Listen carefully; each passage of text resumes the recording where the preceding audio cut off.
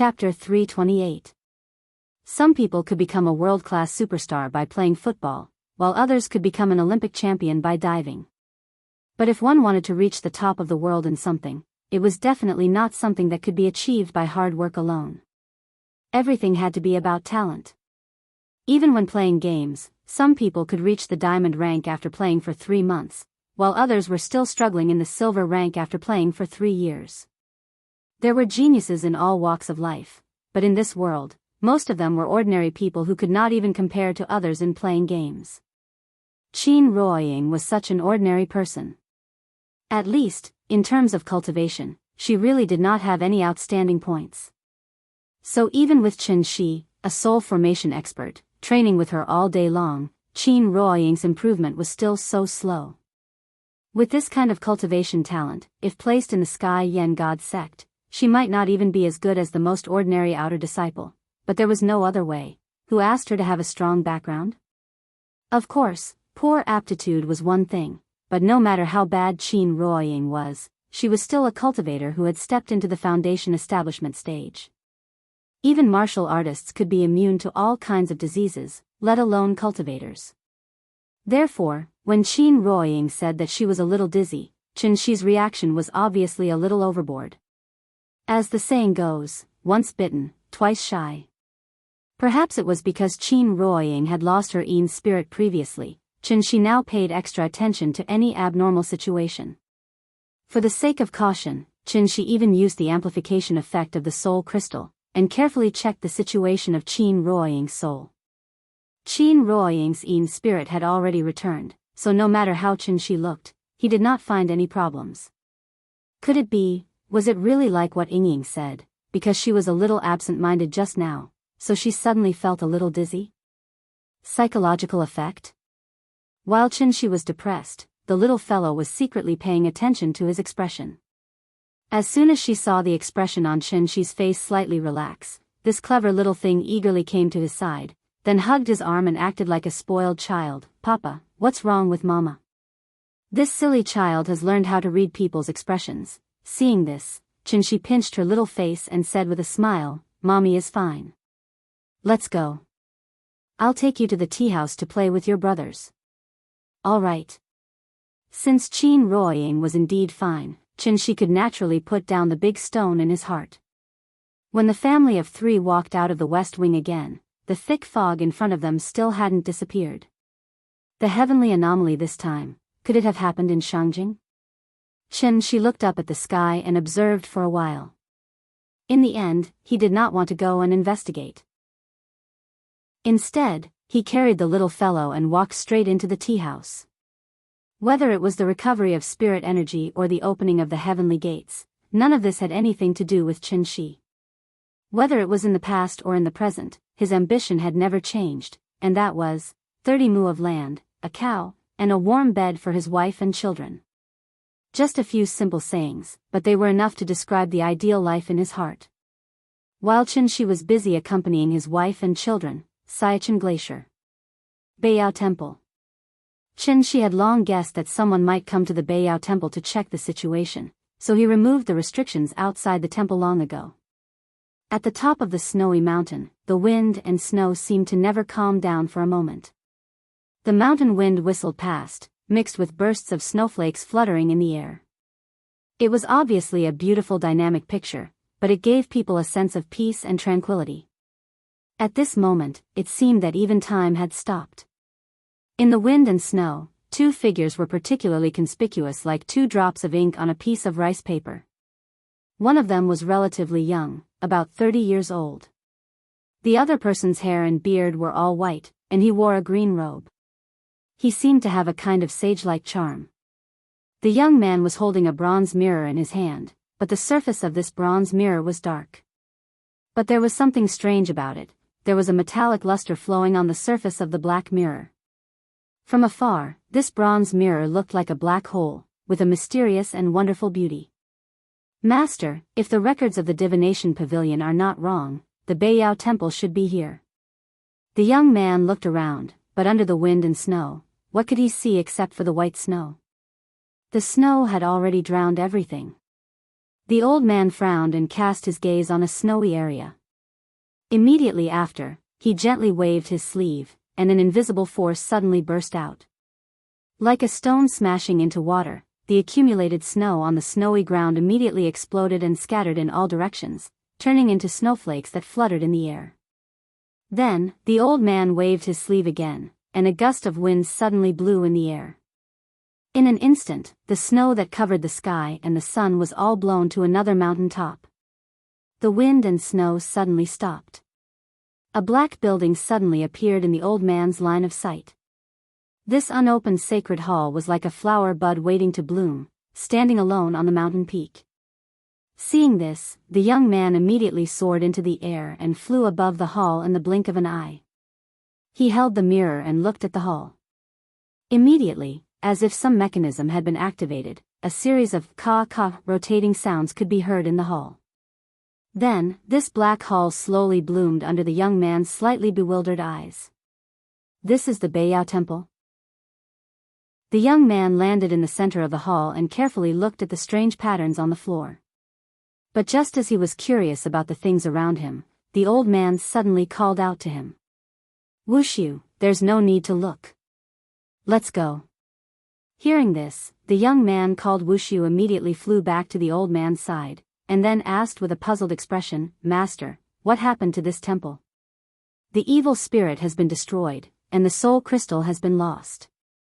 Without these two cores, the Baiyao Temple can be considered to be completely destroyed. Is there no way to repair it?" "There's no way." The old man shook his head, then suddenly asked, "Wushu, carefully feel the aura here and see if you can sense anything."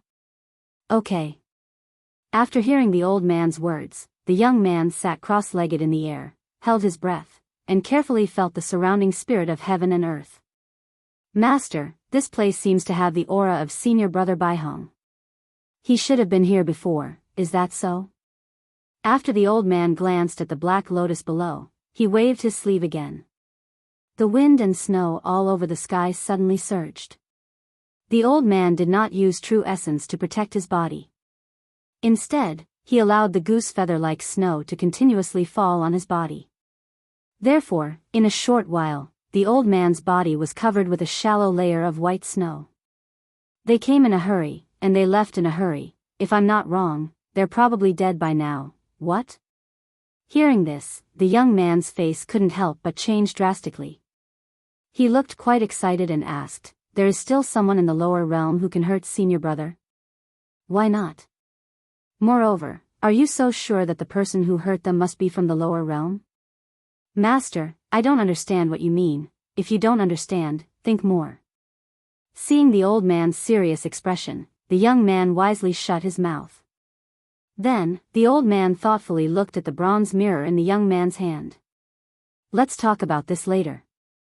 The most important thing now is how to deal with the prophecy left by the divine ancestor. The Baiyao Temple is destroyed, and one of the 5 is missing. Perhaps the divine ancestor expected this to happen back then, so he left this soul mirror behind. Let's go to the All Saints Valley first.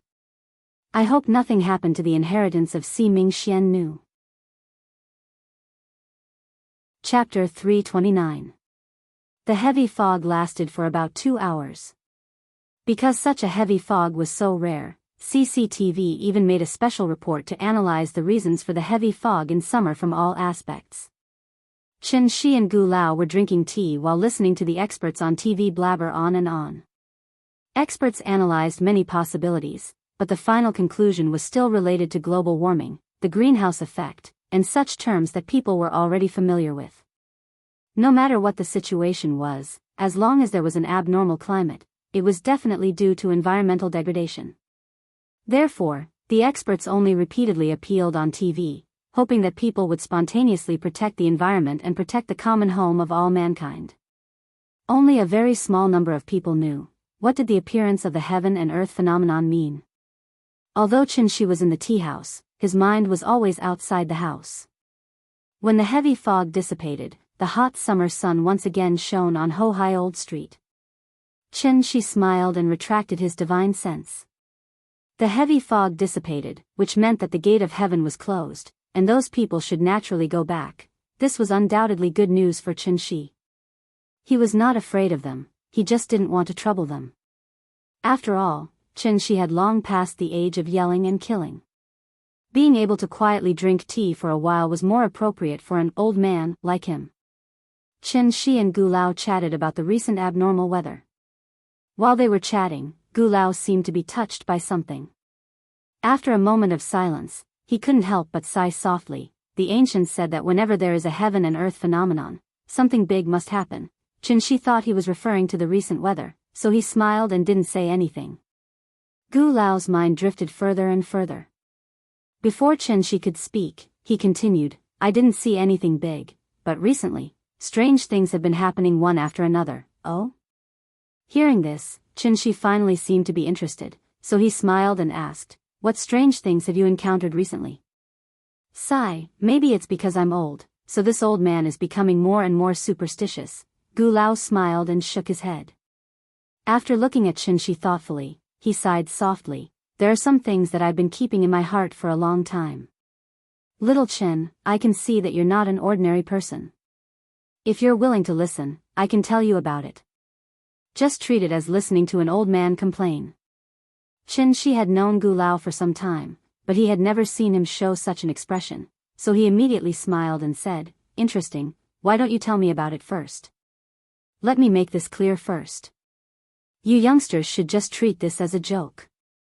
Don't take it to heart, it's nothing, we're just chatting. Don't worry, I'm not a blabbermouth, alright, it's actually like this. Then, Gu Lao spoke of the things that had been buried in his heart all this time. The old man had never mentioned his family matters to Shi before, but he didn't expect to spill it all out this time.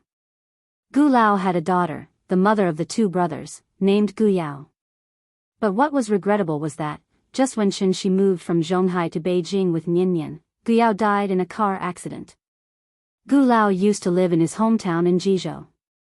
Because of Gu Yao's death, he returned to Hohai to take care of the two children for his daughter. In fact, Shi had already guessed that there might be something going on in Gu Lao's family.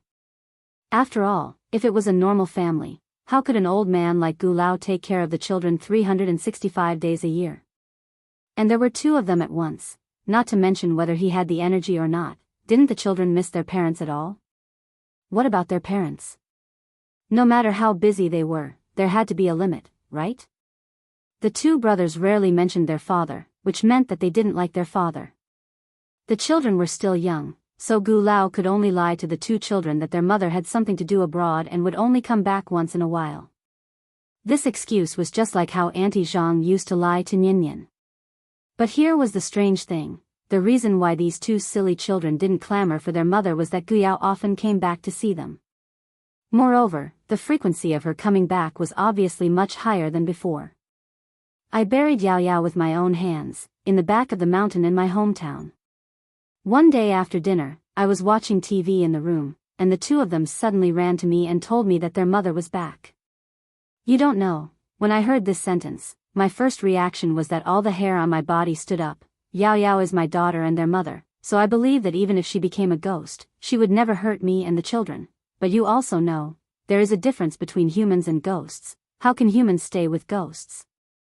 So, since that happened, I took the children out every day until it was dark, because I was afraid that if they stayed with Yao Yao for too long, they would be infected with yin energy. After hearing Gu Lao's strange words, Shi didn't know whether to laugh or cry.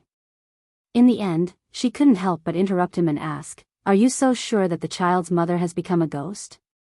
How can there be ghosts in this world? Have you seen one? Although I can't see it, the two of them can. Speaking of this, Gu Lao turned to the direction of the children's park and asked loudly, when was the last time your mother came back? The older brother was busy playing marbles with the little guy, so the one who answered was the younger brother. Yesterday. Mom just came back yesterday. After that, the younger brother immediately lay back on the cushion, because it was his turn to play. The three children played happily in the children's park, but Gu Lao could only shake his head and sigh. In this regard, Shi didn't know what to say.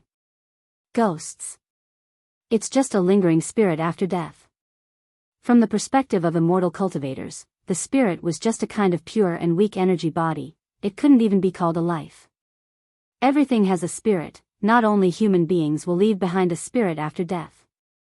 If it's a spirit left behind by a living creature, it will retain some memories of its life, but it won't be more than 7 days. It's also because the spirit is pure enough that it's easier for the spirit to come into contact with the origin of all things, heaven and earth spiritual chi. Take a human as an example. If soon after a person's death, the spirit happens to float to a place with rich heaven and earth spiritual chi, then it's very likely that it will merge with the heaven and earth spiritual chi and exist in the world as a more powerful energy body. The spirit isn't scary, because they were just weak mortals, animals, or even plants when they were alive. A little bit of heaven and earth spiritual chi only provided them with a chance to continue to exist in the world. When the heaven and earth spiritual chi is exhausted, it's the time when they really disappear. This is the fundamental reason why there are so many ghost legends. But now the strange thing is, Guyao has been dead for more than half a year, but her spirit hasn't disappeared, and this. Chapter 330. Things like ghosts. In fact, they weren't as mysterious as the legend said. They were just a kind of energy body, so ordinary people couldn't see them at all. But if the ghost suddenly condensed too much energy for some unknown reason, it would cause the ghost's soul body to materialize. It was precisely because of this that ordinary people could see ghosts. Of course, this situation was extremely rare. In addition to this situation, there were a very small number of people who could directly see ghosts with their naked eyes. These kinds of people often appeared in folklore, yin-yang eyes. However, the yin-yang eyes wasn't very accurate. Immortal cultivators knew more than ordinary people, so from the perspective of immortal cultivators, the so-called yin-yang eyes was actually far more sensitive than ordinary people, so they could keenly detect signs of spiritual energy or energy fluctuations. These people were obviously good seedlings suitable for cultivation. Although Qin didn't specifically test the brothers' cultivation aptitude, the fact that they could see Gu Yao's ghost meant that the aptitude of these two brothers wouldn't be too bad. Although the seedlings were good, they weren't enough to arouse Qin's interest. What he was more concerned about was, it had been more than half a year, why hadn't Gu Yao's ghost dissipated? One had to know that the ghost of an ordinary person could only last for 7 days at most. Without the nourishment of the physical body, the soul was quite fragile. Even if the cultivation reached the golden core stage, as long as the yuanying hadn't been condensed, it was impossible to exist in the form of a soul for a long time. She was thinking about the reason why Guyao hadn't dissipated. Seeing that he had been silent, Gu Lao thought that she thought he was crazy, so he immediately shook his head and smiled. Forget it, just treat these things as gossip. Children's words carry no harm. Maybe it's because they miss their mother too much that they have such hallucinations, night talk in the city, ghosts, and monsters. These things had always been circulating in folklore, and Gu Lao didn't want this matter to make Qin feel uncomfortable. After all, even if Gu Yao became a ghost, she was still Gu Lao's biological daughter, so Gu Lao believed that Gu Yao wouldn't hurt him. Qin wasn't related to Gu Yao in any way. What if she was accidentally targeted by her? It was better for ordinary people to stay away from such strange things. What's more, Guyao had been appearing more and more frequently recently. Every time she appeared, although Gu Lao couldn't see it, he could clearly feel the change in the surrounding temperature.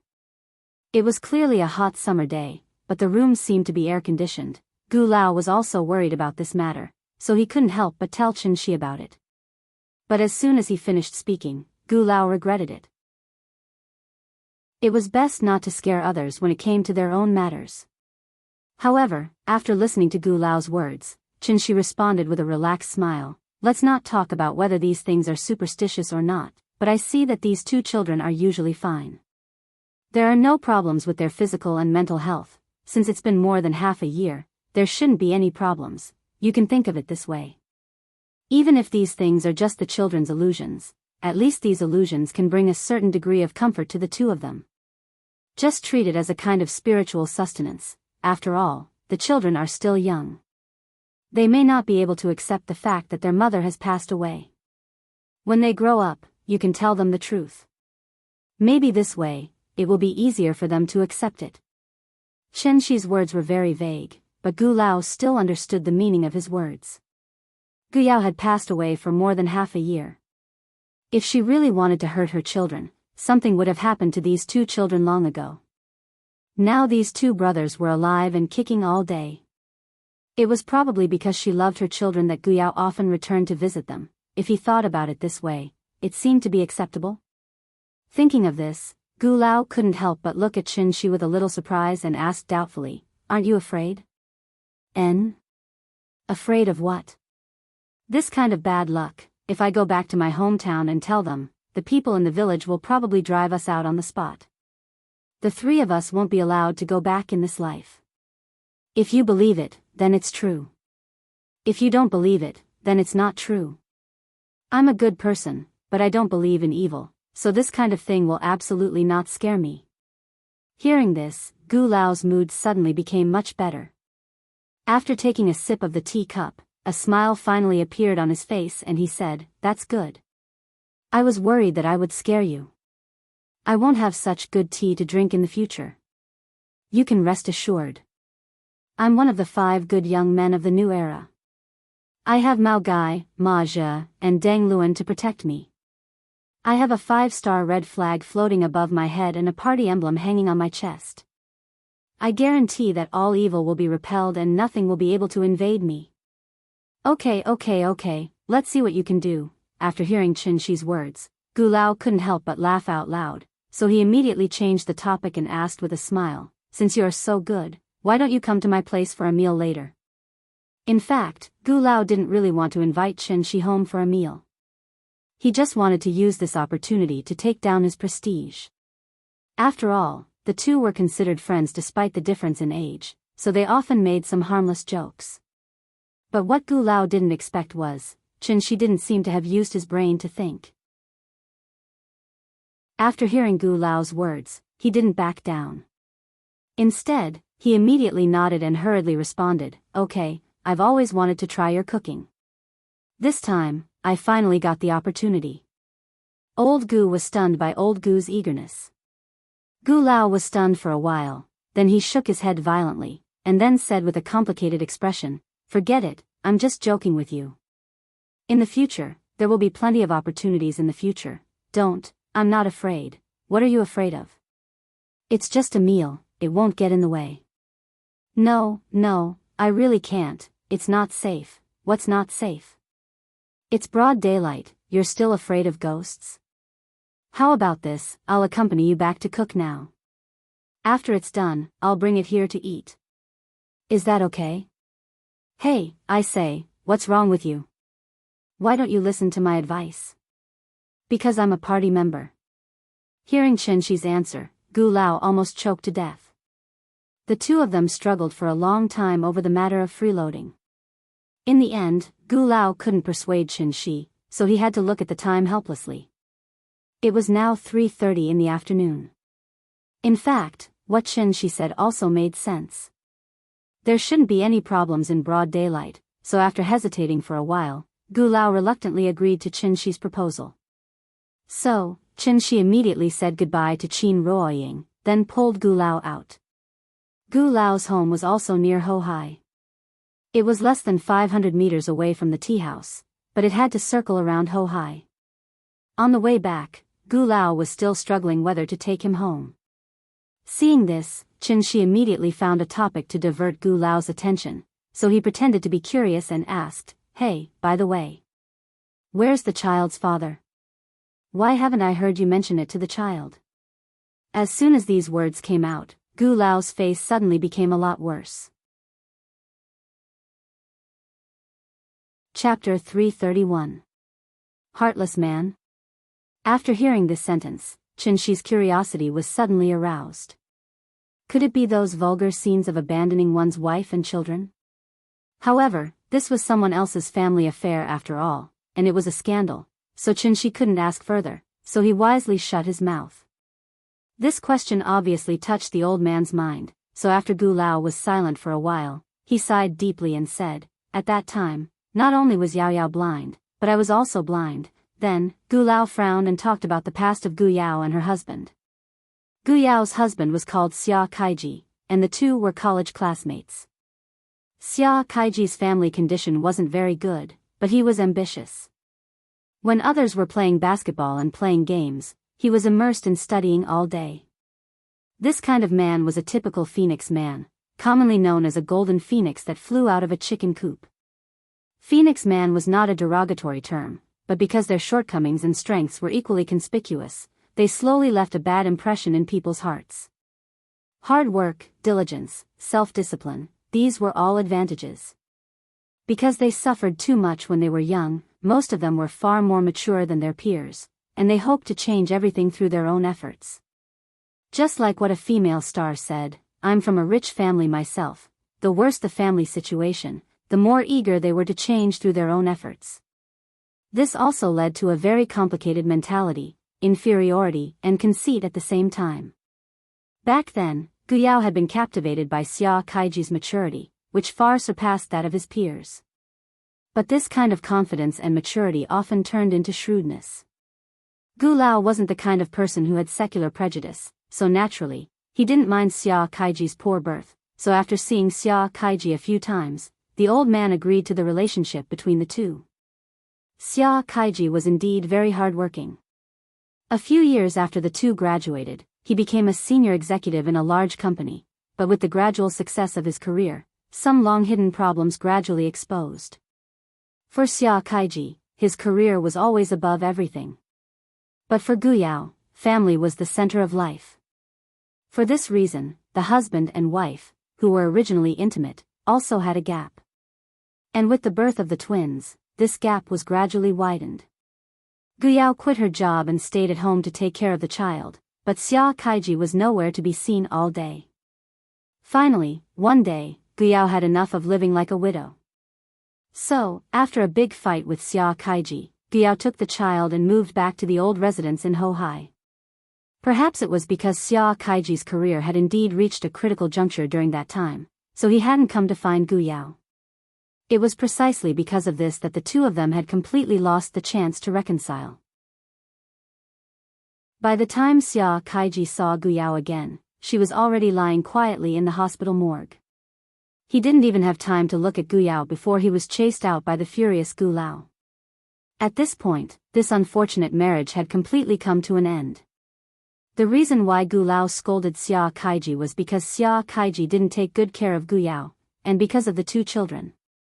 After Guyao's death, Gu Lao felt that the responsibility was all on Xia Kaiji, so he firmly refused to let him raise the two children and refused to let Xia Kaiji see the children.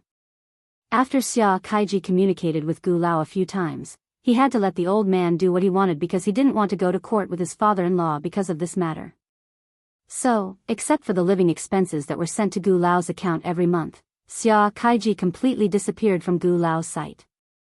But the more it was like this, the angrier Gu Lao was.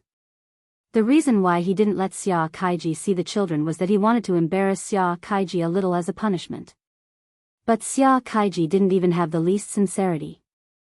After being scolded by him a few times, he actually didn't come anymore. Little son of a bitch. Gu Lao cursed for the first time, and then he continued to hatefully, "The two children are so cute. He doesn't want them as a father, but I, as a grandfather, want them. And he even wants to send living expenses every month, bah. Does he think I care about his stinky money?" A few days ago, the agent called me and asked if I was selling this old house in Hohai. He said this old house is worth a lot of money now. Tomorrow, I'll go to the police station and change the surname of the two children. In the future, they will follow my surname, Gu. The more Gu Lao spoke, the angrier he became. It made Chen Shi, who started this topic, a little embarrassed. He really touched the pot that didn't boil. As a bystander, of course it wasn't good to comment on this kind of thing, so Chen Shi wisely shut his mouth and let Gu Lao vent his dissatisfaction in his ears. Although Gu Lao's house was close to the tea house in a straight line, it still took about 10 minutes to walk over. Most of the houses in the neighborhood were Sihiyuan, and Gu Lao's house was naturally no exception. It was just that it wasn't a dignified two-entry Sihiyuan like the Qin family. "We're here," Gu Lao complained all the way. When he really stood in front of the door, he seemed to have thought of something. He quickly turned his head and solemnly said to Chen Shi, "Little Chen, let me make it clear to you first. I can't make you happy with this kind of thing. Yao Yao's ghost may be inside. Are you sure you want to go in with me? Since we're already here, of course we have to go in and take a look. Not to mention there's a big sun above us. Even if there's a ghost, it's impossible for it to appear at this time, right? After saying that, Qin Shi stretched out his hand and pointed at the sun in the sky. Gu Lao looked at his finger and was suddenly blinded by the sunlight. Okay, then let's hurry up. When we're done, we'll bring it to the tea house to eat. Seeing that the sun was shining, Gu Lao finally felt relieved. He then took out the key and opened the door of the Sihiyuan. Then, Gu Lao walked into the courtyard with Qin Shi. For some reason, the moment Qin Shi stepped into the courtyard, the sun in the sky suddenly dimmed a lot, as if a dark cloud just happened to float over and cover the sun. Gu Lao led Qin Shi straight to the main hall, and then said to Qin Shi, "Sit anywhere you want, I'll go and pour you a cup of tea first. You're always the one who invites me to tea, this time it's finally my turn to invite you," Gu Lao said as he walked out of the main hall with a kettle. After he left, Qin Shi looked at the table in the center of the main hall with interest. There were fruits and candles on the table, and next to it was a guanyin statue. If Qin Shi guessed correctly, these tributes should be used by Gu Lao to worship Gu Yao. However, he didn't want the child to know that his mother had passed away, so he put a guanyin statue next to it. There was an armchair on both sides of the table. From beginning to end, Gu Lao didn't look at the person on the chair. But there was a person sitting there. A woman. The woman was wearing a set of very ordinary home clothes, sitting quietly on the old-fashioned wooden armchair. If one looked carefully, one would find that her skin was terrifyingly white as paper. It was estimated that even an albino was not as white as her. What was even more strange was that the woman's eyes were pitch black, as if ink had dripped into her eyes. Qin Shi turned his head and glanced at the woman, nodded politely at her, and then smiled and greeted her. Chapter 332. Qin Shi looked at the woman in the central room with a smile. It was actually a bit inaccurate to call her a woman. After all, Gu Yao had been dead for more than half a year, and her body had long decayed. How could she be considered a human now? She should be a female ghost. Qin Shi nodded toward the chair, and after a polite greeting, the expression on the woman's face changed slightly. She looked no different from a real person. Although her eye sockets were dark and she didn't even have eyeballs, there was still a hint of surprise in her eyes. The woman stared straight at Qin Shi. After a long while, she finally moved her lips slightly. Immediately afterward, the woman's voice suddenly sounded in Qin Shi's mind. "You saw me?" Hearing this, Qin Shi couldn't help but shake his head and laugh. That was interesting. It turned out that not only did Gu Yao's soul not dissipate, but for some unknown reason, she also preserved some memories of her life while stabilizing her soul body. No wonder Gu Yao had been staying with the twins, but the twins acted as if nothing had happened. It was because Gu Yao was their biological mother, so even if she became a ghost, she would never hurt her children. Qin Shi didn't answer Gu Yao's words. Instead, he stood in place and looked at her with interest. This kind of behavior was actually very impolite. Even animals had territorial consciousness, let alone ghosts. Therefore, after looking at Qin Shi for a while, the darkness in Gu Yao's eye sockets became more and more intense. It was like boiling ink, as if it could splash out of the pot at any time. Sure enough. After a few breaths of time, Gu Yao slowly flew up from the chair in a very strange way, and then looked down at Qin Shi condescendingly. If one looked carefully, they would find that Gu Yao's body was not very real. It was vaguely like a projection of a 3D holographic image. The candles in the central room were curled up with smoke. Perhaps because the lights in the room were not turned on, the originally kind guanyin statue seemed to be covered with a layer of shadow. It looked a bit ferocious and terrifying. Suddenly, a gust of chilly wind blew past, and the sound of leaves rustling could be heard from outside the house. The sky suddenly became a lot gloomier. It was dark and oppressive, as if a rainstorm could suddenly fall at any time. "Leave. I won't kill you," Gu Yao's voice sounded again. However, after Chen Shi heard her words, he gently shook his head, and then thoughtfully turned to look outside the house. After a person dies, the 7 spirits disperse first. Then, the heaven's soul returns to the heavens, the earth's soul returns to the earth, and the life soul enters the cycle of reincarnation. Ghosts were formed from earthly souls, so they lacked heavenly souls and life souls. Naturally, they could not have complete personalities and thoughts like they did when they were alive. Therefore, if one wishes to deal with ghosts, one must first treat them as if they were mentally retarded. They were easily angered and irritated. At the same time, they were extremely aggressive. They would chop people up in the middle of the street if they didn't agree with them. Chen Shi didn't seem to realize what he was dealing with. Therefore, the moment Chen Shi turned around to look outside, Gu Yao was completely enraged by his actions, and went completely berserk, accompanied by an ear-piercing scream that pierced the depths of one's soul. A strong wind suddenly blew in the central room. Gu Yao's facial expression suddenly became particularly ferocious. Her head of black hair fluttered in the wind, and her pair of pupilless eyes were constantly oozing black blood. She was an evil ghost that had just crawled out of hell. However, Chen Shi seemed to be unaware of anything, and continued to look outside the house. Gu Yao had already issued a warning, but Chen Shi was not moved at all. Therefore, Gu Yao completely turned into a vengeful ghost, and fiercely pounced on Chen Shi. Why would people be afraid of ghosts?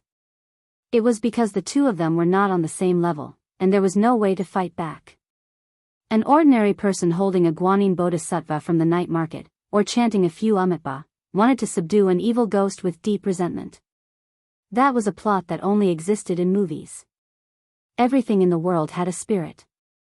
From the moment Gu Yao turned into a ghost, she had already become a completely new life form. A life form that existed in the world in the form of energy, and was very fragile. Ghosts were more likely to come into contact with the spiritual energy of heaven and earth than humans, so ordinary people could not deal with ghost attacks at all. This was because they had no idea how the ghosts were attacking them. And if humans also came into contact with the spiritual energy of heaven and earth and learned how to use it, then would ghosts still be a match for humans? It was like asking a mentally disabled person to fight with a normal person. How could the former win against the latter? Unless the latter was also mentally disabled. Chen Shi was clearly not mentally disabled. Moreover, his understanding of the laws of heaven and earth was far beyond the imagination of ordinary immortal cultivators. Therefore, the moment Gu Yao pounced on Chen Shi, it was as if she had crashed into a high-voltage electric net, and her entire body trembled violently. Chi!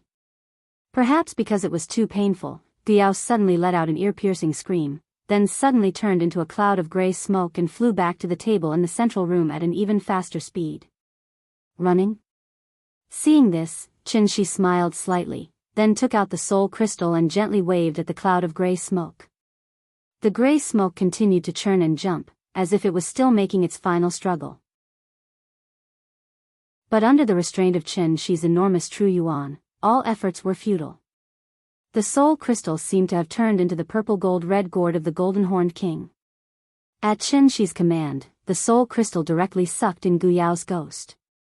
The cold wind came to an abrupt stop.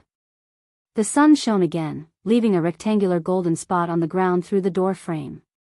This central room, which was facing the south, suddenly became much more spacious and bright.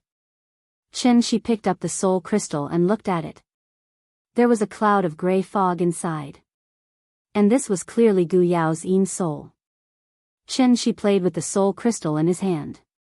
After a while, Gu Lao quickly walked back with a cup of tea. Come, have a taste of my tea. I specially brought it from other places, after the rain, it's very precious. Gu Lao handed the teacup to Chen Shi, then sat aside with a smile. Chen Shi held the teacup and took a sip, then put on an intoxicated expression, and then praised very exaggeratedly, Good. Good tea. You really have good taste. Okay? Try more. I prepared a few kilograms for you, you can take some back later. How can I accept it? Why are you being so polite with me? Don't be polite. Just take it. Gu Lao waved his hand generously. But the old man didn't know. Not only did Chen Shi take his tea leaves, but she also took his daughter away. Of course. The reason why Chen Shi did this was not to hurt Gu Yao, but to help her. After all, the soul crystal was the most precious treasure in the world. Even Chen Shi used the soul crystal to nourish his divine soul, so the benefits were needless to say. Ghosts were born after people died. Therefore, compared to people, ghosts were actually incomplete. Therefore, it wouldn't be long before they completely disappeared from this world. Chapter 333. Chen Shi held a teacup and chatted with Gu Lao for a while. The old man seemed to have suddenly thought of something and quickly pulled him out of the main hall. It's getting late, let's go, it's time to cook. Looking at his anxious look, it seemed that he really didn't want Chen Shi to stay here any longer. Seeing this, Chen Shi just smiled and didn't say anything. However, when he followed Gu Lao out of the central room and went to the kitchen, Chen Shi suddenly stopped next to the large water tank in the yard, and then began to carefully look at the water tank in front of him. This kind of water tank was very common in Shangjing Sihiyuan, which was the big water tank in Sima Guang's story of smashing a tank. The large water tank in the yard, in addition to the role of water and fire prevention, was mainly for auspiciousness. The large tank was filled with water, and water made money, which meant that the family could prosper and accumulate wealth. These were old customs, and generally, only old people like Gu Lao would have this kind of thing in their house. Chen Shi stood by the water tank for a while, and no one knew what he was looking at. Seeing that he didn't move, Gu Lao stood at the kitchen door and couldn't help but urge him again. Little Chen? What are you doing? It's already 4:00, let's start quickly. Okay, I'm coming. After hearing Gu Lao's urging, Chen Shi had to respond with a smile, and then followed Gu Lao into the kitchen. Since he wanted to taste Gu Lao's cooking, Gu Lao naturally had to cook dinner, and Chen Shi would help him prepare the dishes. Gu Lao took care of a child alone, so his cooking skills naturally wouldn't be bad. In addition, he only made some common home-cooked dishes today, so it didn't take long for a table full of dishes to fill up. Because he wanted to bring all these dishes to the tea house, Gu Lao specially found a scooter for moving goods, put all the plates and chopsticks on the scooter, and was ready to drag the scooter to the tea house. Now that it was summer, the time for the sun to set was naturally much later than before. Therefore, when Chen Shi dragged the scooter out of Gu Lao's house, it was only a little over 5:00, and the bright sun was still hanging in the sky with no signs of setting. Maybe because nothing went wrong, after Gu Lao locked the door, the expression on his face became a lot more relaxed. It was obviously her own home, but she made it seem like she was in a haunted house. Even cooking a meal was frightening to her, so Chen Shi smiled and joked, "You see, I'm fine, right? Gu Yao is not an evil person with grievances. Why would she turn into an evil spirit and demand lives? If she had a soul in heaven, I think she would only protect you and your child." So, you can rest assured, after hearing Chen Shi's words, Gu Lao's face suddenly showed an expression of sudden realization. That's right, Yao Yao is such a kind person, how could she become a malicious spirit? I was being foolish. After figuring this out, Gu Lao's mood suddenly improved a lot. How about this, I'll invite your family of 3 to have a good meal at my house tomorrow, as a thank you for taking care of the 2 of them. What do you think? Okay, as long as you don't need to be a cook, I'm all for it. The 2 dragged the scooter, happily chatting as they walked back. Since the house began to be haunted, Gu Lao had not let anyone enter the house. This time, Chen Shi jumped back and forth, and the old man could finally put down the big stone in his heart. Chen Shi and Gu Lao dragged the scooter back to the tea house. As soon as the door of the tea house was pushed open, the 3 little ones rushed out of the children's playground. Papa, what are we eating today? The little one asked Chen Shi with a shy face. Looking at the little one's cute greedy face, Chen Shi couldn't help but reach out and pinch her little face, and then opened the food cover on the scooter. Grandpa made you a Beijing dish, do you like it? I like it. Grandpa's food is delicious. Before the little fellow could answer, the two brothers came over and chimed in. Then, the older brother came to the little one's side and said proudly, "Sister, let me tell you what this dish is." After that, he pointed to the dishes on the scooter and wanted to tell the name of the dish. But at this time, the little one suddenly stood in front of him, and then said very proudly, "You don't need to tell me. I know what this dish is. This is Beijing sauce shredded pork. This is crystal pork knuckle. And this is mal yen meat. This is fugue chicken." Chen Shi's culinary skills were superb. Every day, she would cook different dishes for her. It could be said that this little thing had eaten all over the world, so a few classic Jingbang dishes were naturally not difficult for her. Maybe it was because he had overdone it today, so while the older brother and the little one were still thinking about the name of the dish, the younger brother was standing next to them, constantly swallowing saliva. Seeing this, Chen Shi pinched the little one's little face, and then pushed the scooter into the tea house. "Well, you must be hungry. You go wash your hands first, and then we'll eat." "Okay. Wash my hands." "I'll wash my hands first, then I'll eat first." "You can't eat if you don't wash your hands." The little one reacted the fastest. As soon as she heard Chen Shi say that she wanted to wash her hands, she turned around and ran to the kitchen. After seeing her movements, the two brothers immediately followed, and at the same time, they kept shouting, "I'll wash my hands first. I'll eat first." Looking at the three lively and cute children, Gu Lao was laughing so hard that he could not close his mouth. Even Qin Ruoying could not help but shake her head with a smile, and then she asked them to run slower so that they would not fall.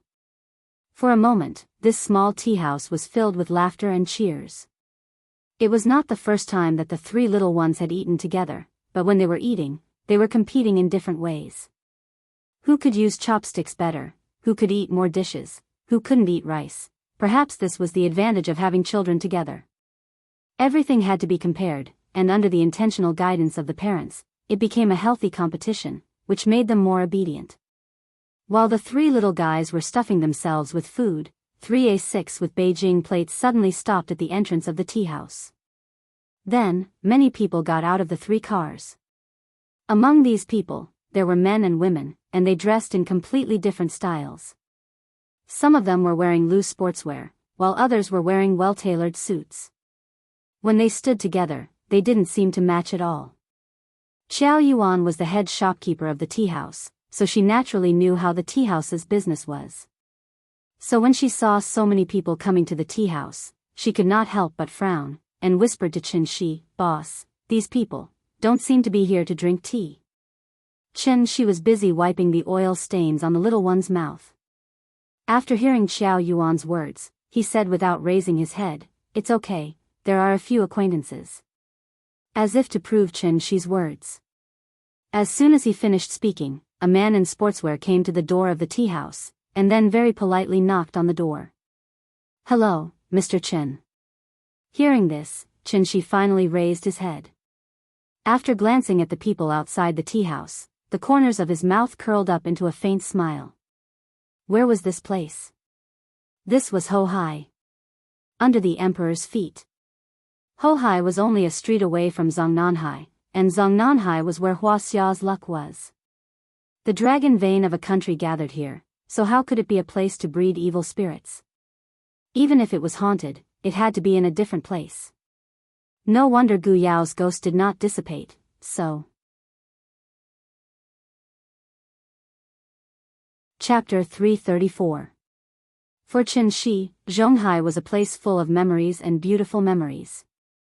But now, he chose to settle down in Shangjing instead of the familiar Zhonghai. One of the reasons was naturally because the spiritual energy in Shangjing was far superior to other places. One had to know that as the ancient capital of the 5 dynasties, Shangjing had always been the most important place in Huaxia. Zongnanhai was located in the center of Shangjing. It was the place where the dragon veins converged. It could be said to be a place of pure yang. Naturally, it was impossible to breed evil spirits and accept filth. Hohai was adjacent to Zongnanhai. After Guyao died in a car accident, her Yin spirit did not dissipate. Instead, It became more and more stable, and even began to condense into a soul body. This was obviously a very strange thing. Because of this, Qin speculated that this matter should be deliberately manipulated behind the scenes. And if he guessed correctly, this person should want to use the geographical advantage of Zhongnanhai to organize Guyao's soul body and cultivate an extremely powerful Yin servant. The Yin servant did not have a physical body, so once the Yin servant was formed, its combat power would naturally be far superior to cultivators of the same level, and even stronger than Shikigami. But what kind of place was Zhongnanhai? The Wu Lian's influence spread throughout the country, and there were countless experts under their command. How could there be a mistake here? Japanese? Yimyang Liao? How could it be? If the Japanese could cultivate Yin servants in Zhongnanhai, what was the difference between that and riding on Huaxia's head and shitting? Therefore, even if Qin Shi used her but to think, she knew that this matter was definitely related to Wu Lian. It was just a thief crying out to catch a thief, and a ghost crying out to catch a ghost. Moreover, this person's cultivation level was very high, and he had a high status in the Wu Lian. Otherwise, the Wu Lian would not allow him to do this in Zhongnanhai. Qin Shi's guess was correct. From the cars outside the tea house, it was not difficult to see that these A6 with military license plates were all Wu Lian cars. Qin Shi didn't know who the leader was, so he didn't answer immediately. Seeing that he didn't seem to want to drive him away, the man immediately lowered his head and said politely, "Mr. Qin, my name is Ding Qingji, and I work for the General Supervision Office. The reason why I took the liberty to visit you today is because this is a very important matter, and I need to verify it with you. Can you do me a favor?" After saying that, Ding Qingji bowed slightly and made an inviting gesture.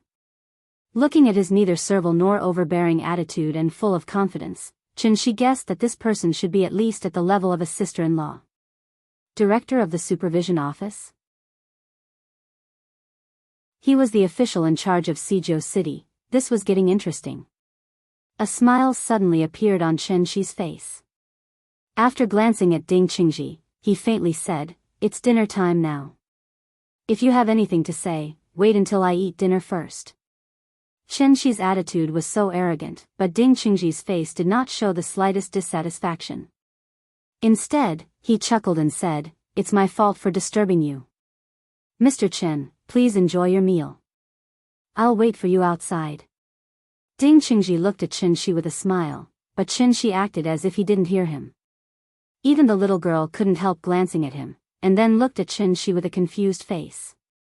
"Open your mouth, good girl." Qin Shi scooped up a bowl of rice with a spoon and sent it to the little girl's mouth. Hearing this, the little thing opened its mouth wide and swallowed the spoon in one gulp. As for Ding Qingji, who looked embarrassed, he pretended not to see it.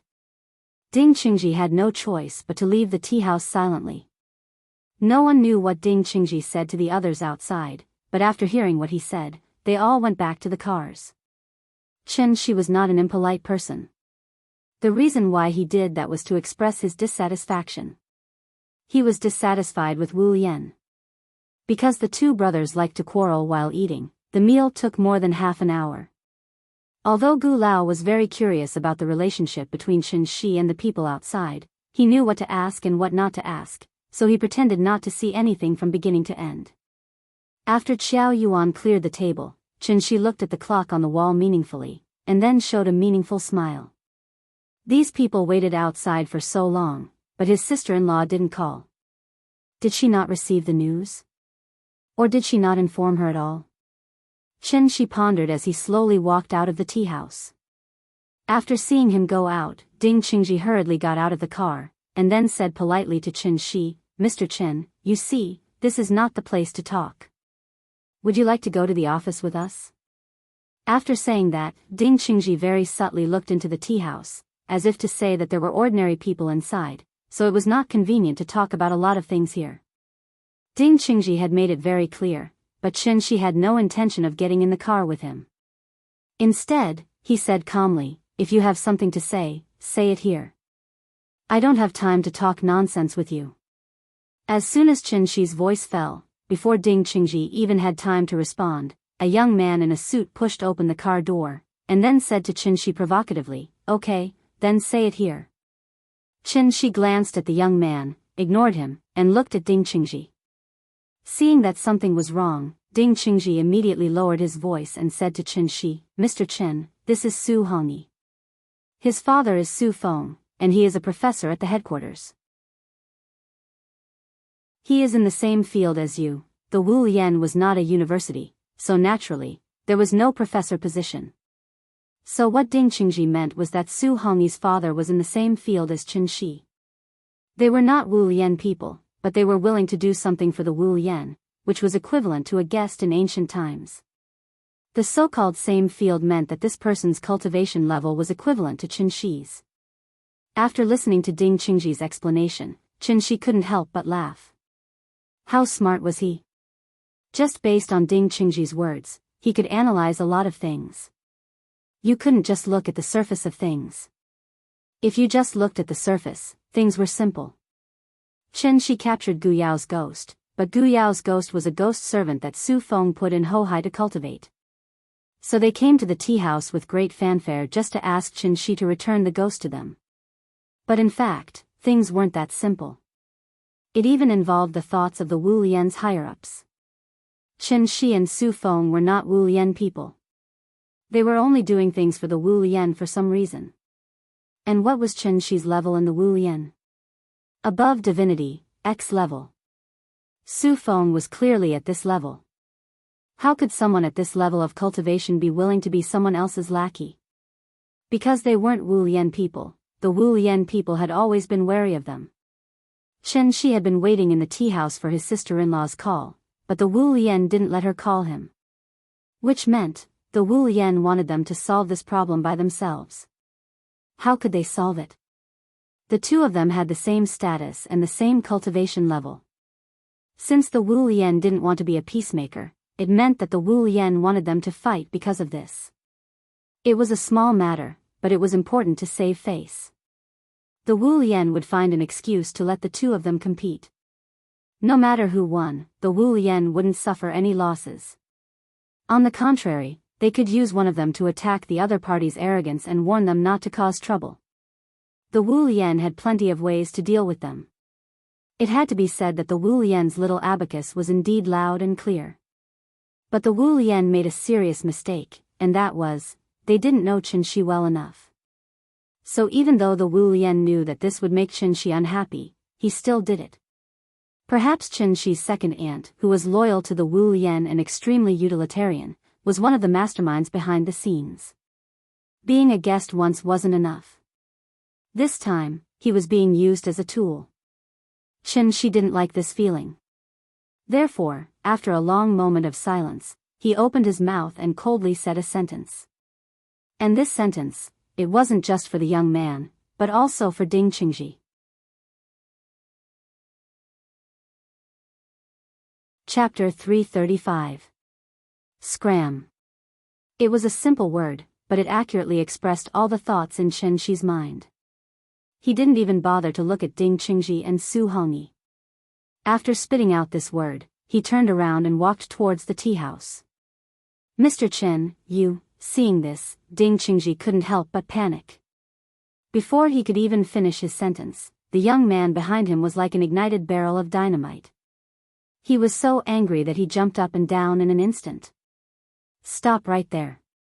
Perhaps because he was too agitated, Su Hongyi's attitude was really bad. After Ding Qingji turned around and glared at Su Hongyi finally realized who he was talking to, so he immediately restrained his temper.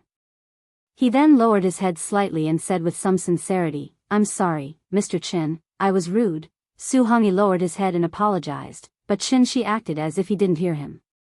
In the blink of an eye, he had already pushed open the tea house's door and was about to enter the house. Su Hongyi had no choice but to look at Qin Shi's back and hurriedly said, Sir, please wait. This is very important. The ghost that you took away was a Yin's servant that my father carefully cultivated. He also said that if I can't find the Yin's servant, then I don't have to go back. I respect you as a senior, but I hope that for the sake of my father and Wu Lian, you won't make things difficult for a junior like me. After saying this, Su Hongyi lowered his head and bowed respectfully to Qin Shi. Face. Qin Shi finally stopped in his tracks. However, he didn't turn around. Instead, he tilted his head slightly and said to Ding Qingji, "The people from the inspector's office are guarding outside every day. Don't you know that Guyao is Gu Qinghe's daughter? Of course we know this, but Guyao did die in an accident. You can verify this with old Master Gu. If that's the case, then do you know that Gu Qinghe is my friend?" As soon as Qin Shi's voice fell, Ding Qingji felt an invisible pressure suddenly attack him. It was as if someone had poured a bucket of cold water over his head. In this evening when the summer heat still lingered, he felt as if he had fallen into an ice cellar. He only felt that his entire body was cold, and his hands and feet were ice cold. Ding Qingji finally understood what it meant to be imposing without being angry. After all, this person was above the celestial realm. But now that things had come to this, he could only bite the bullet and reply, "I know." After hearing his answer, Qin Shi finally turned around. He first took a deep look at Ding Qingji before shifting his gaze to Su Hongyi. After that, Qin Shi asked with a calm expression, "Gu Qinghe is my friend, but you used his daughter's soul to refine a Yin's servant, so I'm puzzled, who's the one who's not giving face?" Su Hongyi was stunned. But immediately after, he was like an actor in a Sichuan opera who changed his face. Just a moment ago, he was still very respectful, but now he suddenly changed his attitude and looked at Qin Shi unscrupulously. His eyes were full of provocation. Su Hongyi looked at Qin Shi unscrupulously. Qin Shi looked at him calmly. After a long while, Su Hongyi asked with a provocative expression, "Sir, what you mean is today's matter can't be settled peacefully?" Qin Shi couldn't help but shake her head and laugh at this display of respect. A wild dog was a wild dog after all. Even if he deliberately pretended to be submissive, it wouldn't be long before he began to bare his teeth again. Since Su Feng was above the celestial realm, he must not be young, but this Su Hongyi looked to be in his early 20s. So Qin Shi was very curious, was Su Hongyi Su Feng's biological son? They were all the second generation of officials and rich people, but this one was the second generation of immortals. Nian Nian was also a second generation, but why didn't he see her so evil and wild? It was not a problem of family upbringing. Just like the joke circulating on the internet, when Nian Nian became an adult, Qin Shi would tell her, "Nian Nian, in fact, your parents are immortal cultivators. In order to train you, we put you among ordinary people, hoping that you can grow up healthily and happily like ordinary people. Now that you have finally grown up, in addition to telling you the truth, Mom and Dad will also teach you the most powerful cultivation technique in the immortal cultivation world. Nian Nian, remember. From today onwards, you are the #1 second generation of immortals in the world."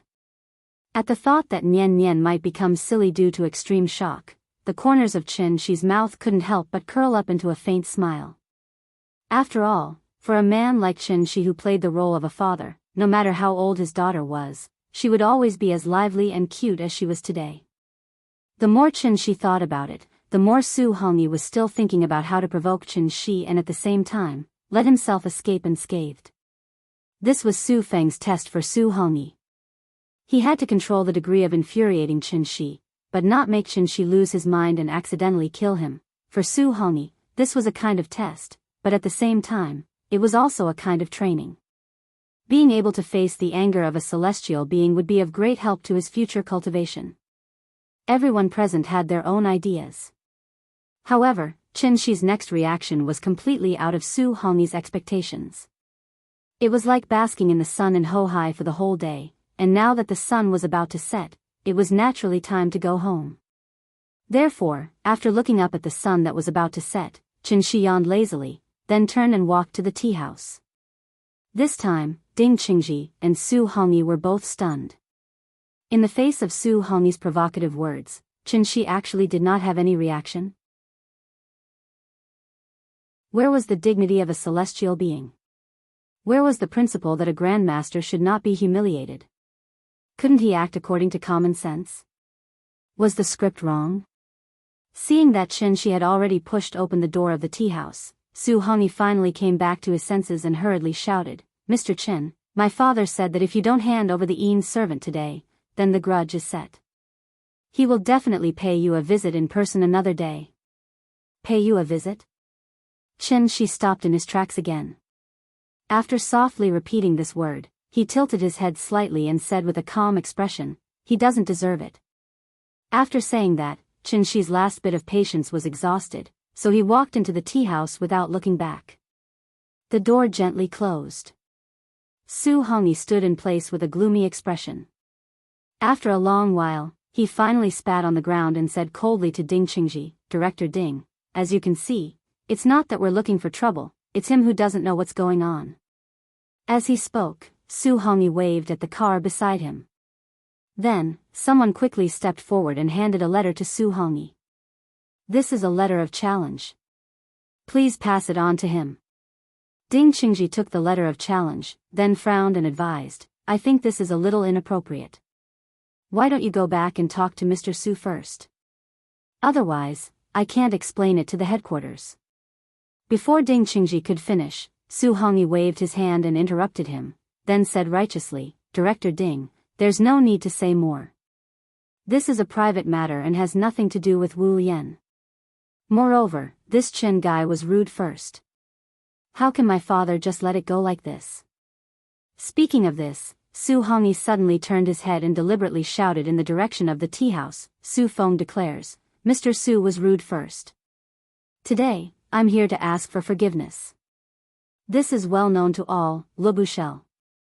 If Mr. Su dares to accept the challenge, we'll be waiting for you at the peak of Taihang in 3 days. Think carefully, don't regret it." Chapter 336.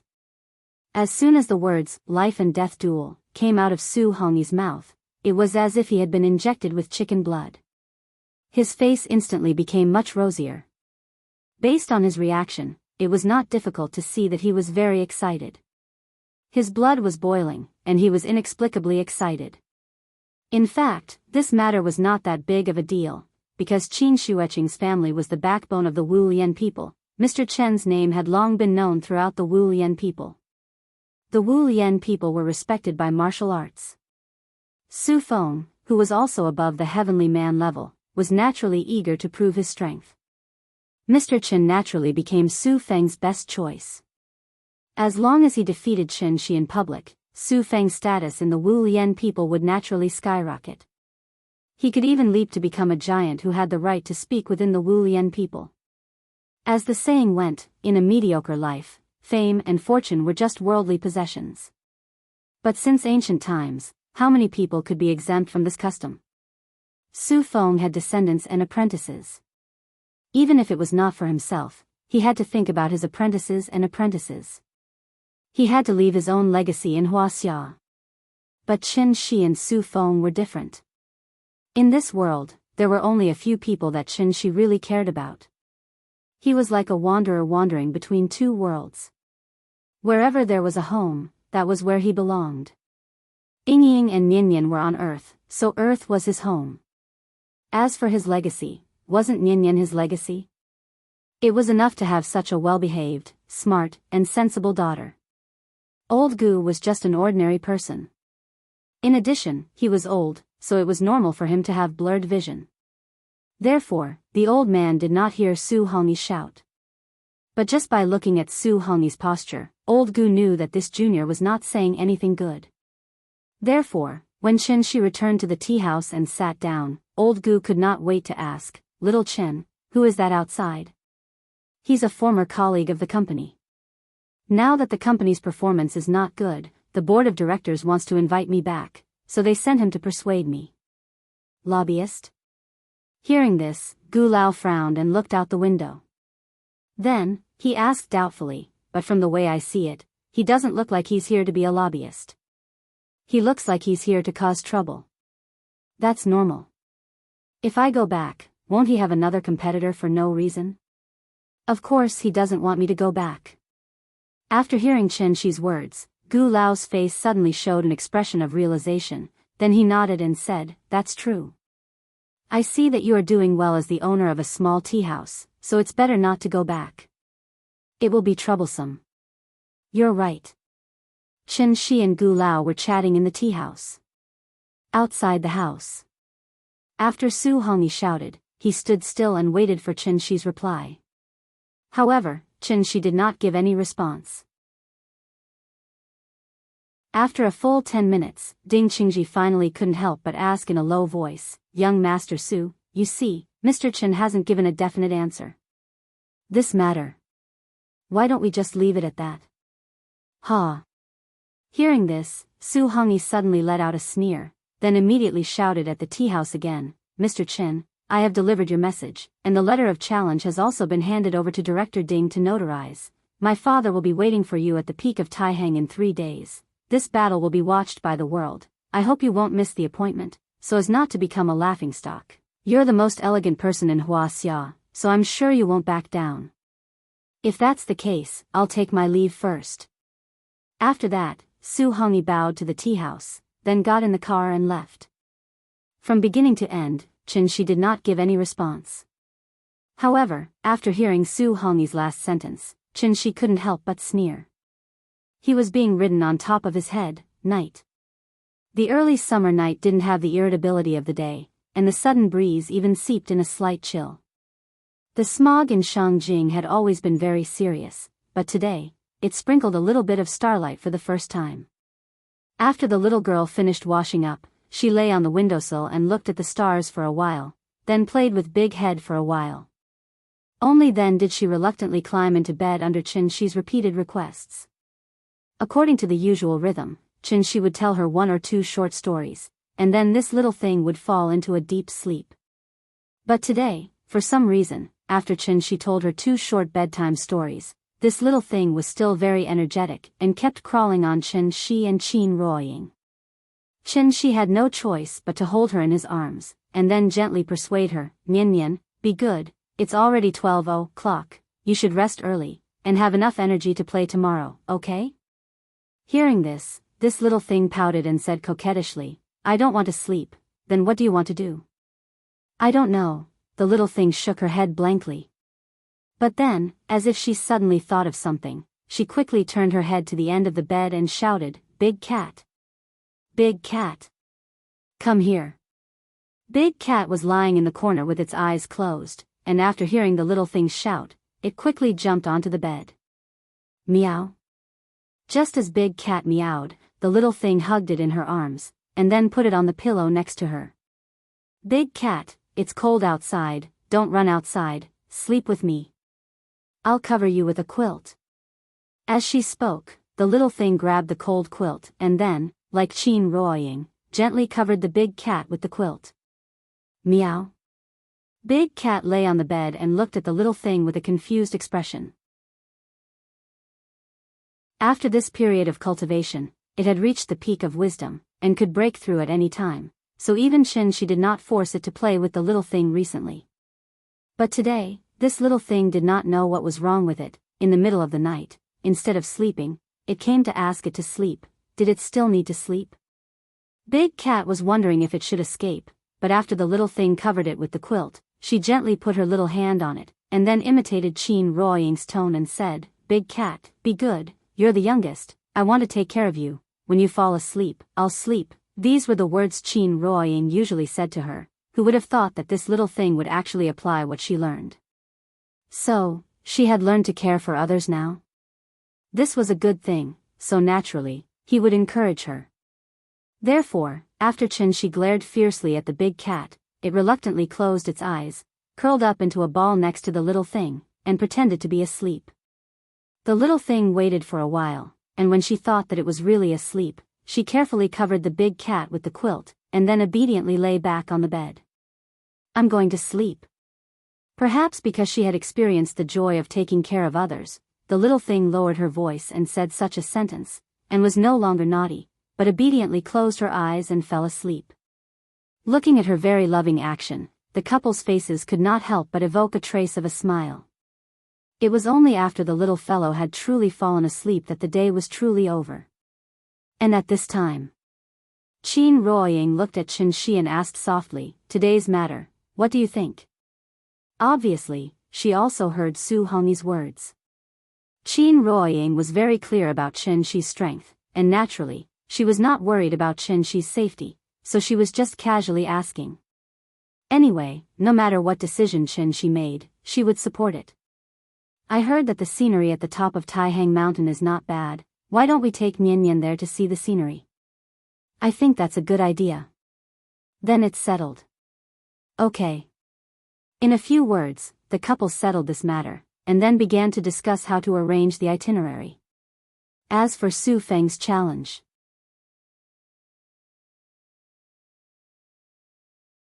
Chapter 337.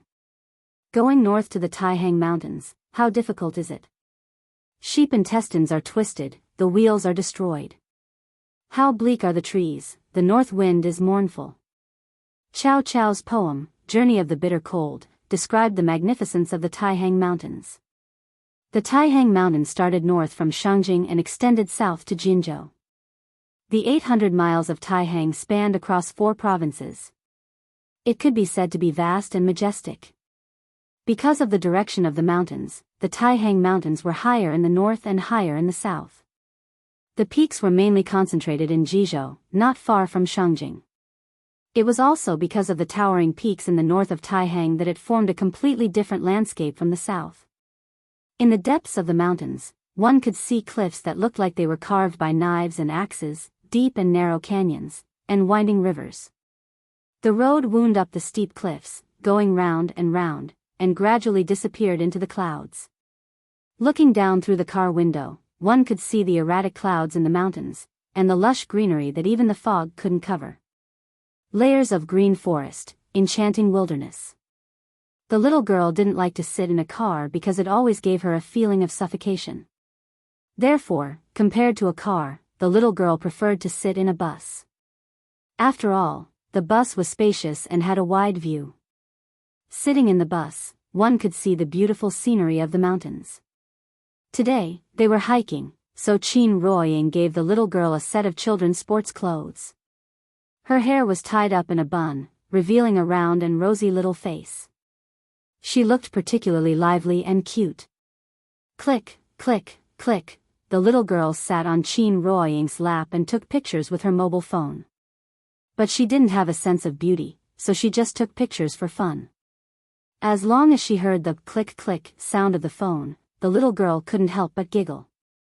Come to think of it, only a child's laughter could be so innocent and crisp. She came out to play for fun. And her laughter seemed to have a strange magic that could infect the people around her. As long as he heard her crisp laughter, he would feel like he had really escaped from the city, put aside his work and worries, and enjoyed life with a natural state of mind. Therefore, even though this little thing kept on making noises throughout the journey, the other passengers in the carriage didn't find her too noisy. Instead, they would turn back to look at the couple from time to time. They didn't hide the envy in their hearts at all and kept on praising this child for being so cute. It was May 24th, Wednesday. It was an ordinary Wednesday. Because it was a working day, at least 1/3 of the seats on the bus were empty. The Taihang Mountains were very long. Basically, every province had its own scenic spots. The scenic spot where Chen Shi's family was now was the one with the highest elevation among the many scenic spots, Xiaowutai Mountain Scenic Spot. Originally, they wanted to go to the highest east stage to see the scenery. However, when they came here, they heard from the management staff of the scenic spot that because of the heavy rain a few days ago, there were mudslides and landslides on the road to the east stage. Therefore, the east stage was temporarily closed. With no other choice, Chen Shi and his family could only depart from the Red Cliff Castle and follow the winding mountain path to the North Terrace, which was slightly lower than the East Terrace. They planned to camp in the North Terrace for the night before returning home. They were traveling, so naturally, they couldn't be in a hurry. The Xiaowutai Mountain was very steep. It had always been called the novice training camp for mountaineers. After setting off from the Scarlet Cliff Castle, Chen Shi let the little girl sit on his shoulders, and then he held Qin Ruoying's hand, and the family of 3 leisurely strolled through the lush green peaks. They walked slowly. At this speed, it would take at least 4 or 5 hours to climb the North Terrace. When Chen Shi finally climbed over a mountain, the view suddenly became much wider. The little girl rode on his shoulder and looked around. She couldn't help but shout excitedly, Papa. I like it here. Blue sky, white clouds, green mountains, green water, and golden lotus flowers all over the mountains. In front of the beautiful scenery, even an ignorant child like her couldn't help but be intoxicated. And just when the little girl was excited by the beautiful scenery in front of her, East Terrace. The peak of Taihang. The Taihang Mountains in the north were very steep. The development value was far less than the 3 mountains and 5 peaks, so there were basically no buildings on the mountain. Therefore, the most original natural scenery was maintained. After climbing over the mountain and climbing to the top, looking back at the bleak place, the clouds were thousands of miles away, the mountains were thousands of layers, the sun was shining, and everything was shining. A sense of heroism rose in the chest. It was worth the trip. Unfortunately, the road to the East Terrace had been temporarily closed. This beautiful scenery was destined to not be with Chen Shi's family. Although the path up the mountain had been sealed, the peak of Taihang was currently filled with people and bustling with noise and excitement. These people were naturally not hikers who came to enjoy the scenery. As early as 3 days ago, when Su Hongyi loudly read the letter of challenge outside the tea house, the whole Huaxia was shocked. For such big news, with the usual attitude of the Wu Lian, he would definitely order a ban on it. Maintaining stability, everyone was used to it. But this time was different. The Wu Lian had no intention of blocking the news at all. Instead, he allowed it to spread throughout the country in a very short time, and even the whole world.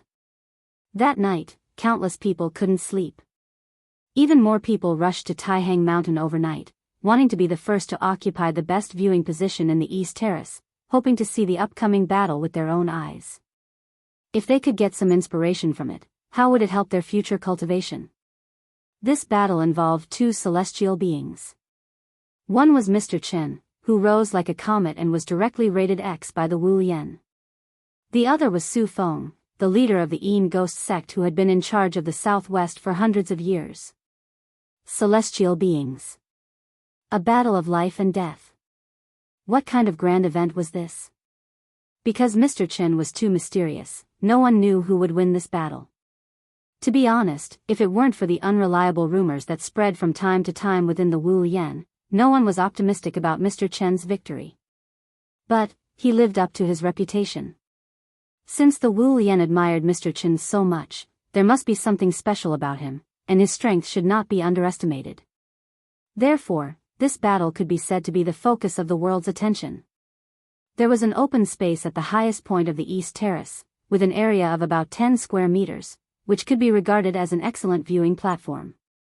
Those who came to watch the battle were not ordinary people, but they all tacitly stood at the mountainside, at least 100 meters away from the viewing platform. No one dared to take a step forward. No one dared to talk about it. Except for the sound of the wind, not even the sound of birds or insects could be heard. It was silent. All this was because there was one person sitting on the viewing platform. He would climb to the top and look down on all the other mountains. Facing this magnificent and beautiful scenery of the mountain peak, this person closed his eyes tightly and sat upright like a rock on the observation platform. He didn't move at all. But there was an incomparably strong force that kept flowing out of him, like a dark cloud on a cloudy day, weighing heavily on everyone's hearts. Finally, someone couldn't bear the pressure. After retreating a few hundred meters, he let out a long sigh of relief. Looking at the mountaintop, he couldn't help but sigh. Heavenly man, heavenly man. Senior Su has really reached the realm of oneness of heaven and men. Senior Su has been sitting here for 3 days, but Mr. Chen hasn't shown up. Do you think, is he arrogant, or he doesn't dare to come at all? In a battle between heavenly man and heavenly man, victory and defeat is only a hair's breadth away. The most important thing in a war is the right time, the right place, and the right people. Mr. Su has been sitting here for 3 days, and he has already familiarized himself with the surroundings. If Mr. Chen is going to fight, he should have come here in advance to familiarize himself with the place. The sun is about to set. Why hasn't he shown up yet? Could it be, he really doesn't dare to come? A few peak strength warriors hid on the mountainside and whispered to each other. Su Feng's letter of challenge didn't mention a specific time for the final battle, so according to tradition, as long as the sun hadn't set, the day was not over yet. If Mr. Chen still didn't show up when the sun went down, it could be assumed that he had admitted defeat. Mr. Chen is at least above the heavenly man level. I don't think he will run away before the battle, right? Otherwise, wouldn't it be a joke to be above the heavenly man level? He shouldn't run away before the battle. Maybe Mr. Chen is delayed by something.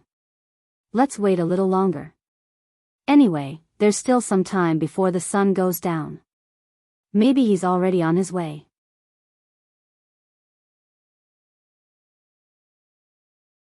Chapter 338. Why hadn't Mr. Chen come yet? This question had become a common question in everyone's heart. Did he not dare to come?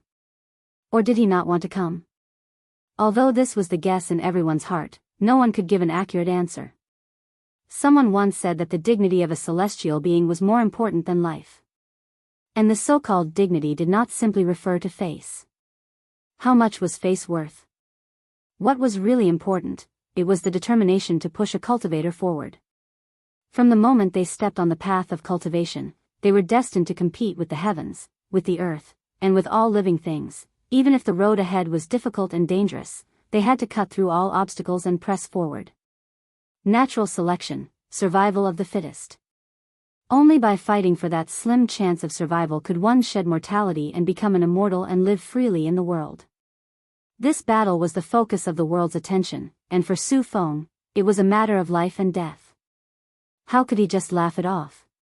Therefore, as early as 3 days ago, Su Feng had already arrived at the peak of Taihang.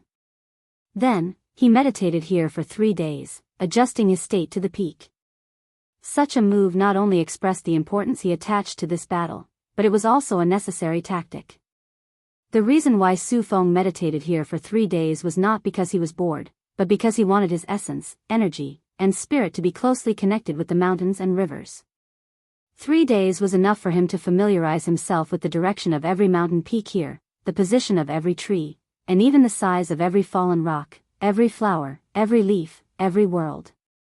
Every blade of grass, every tree, and every bodhi. Sitting on the right time and place, Su Feng's momentum reached its peak. Before they even fought, he had already taken the lead and gained the upper hand. This was not cheating. After all, Su Feng came here after issuing the letter of challenge. Mr. Chen could do the same. The sun rose and set and rose. The whole place was silent.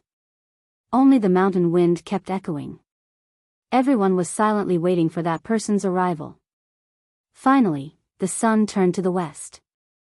It was still emitting thousands of rays of golden light, but at the same time, it was also slowly falling. The clouds next to it were dyed rose, mixed with some gold, and looked particularly beautiful and spectacular. This was a beautiful scene that belonged to the sunset. It was different from the relaxed joy of sunrise. At sunset, people seemed to be more prone to sadness. The whole world seemed to fall into darkness at any time. The day was about to end, but Mr. Chen still did not show up. Where is it? Could it be that he really didn't dare to come?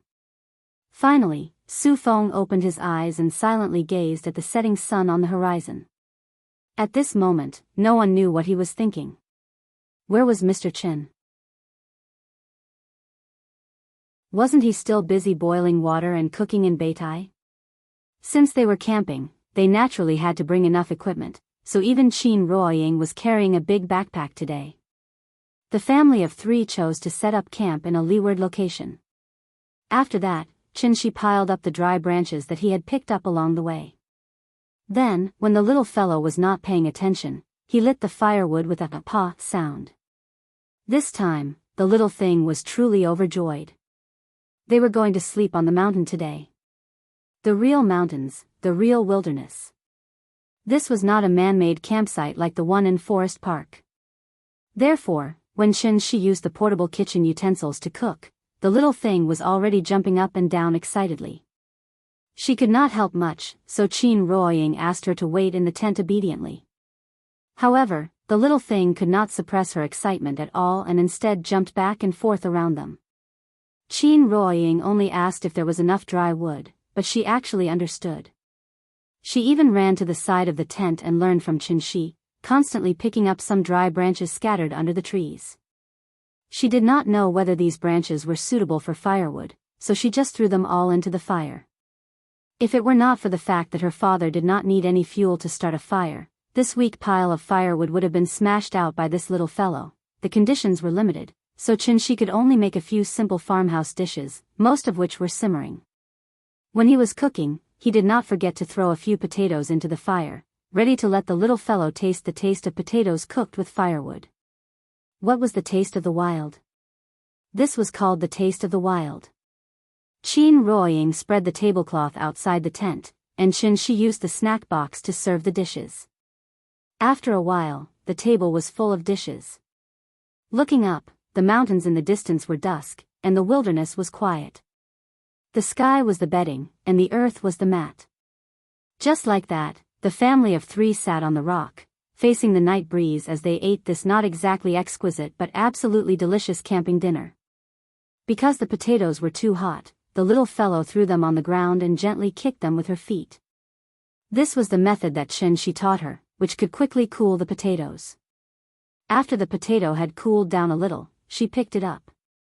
She didn't care how dirty the potato skin was. After tearing it open, she began to chew on it. "Papa, look, stars." Although the sun hadn't set yet, the stars were already shining in the east of the dusk.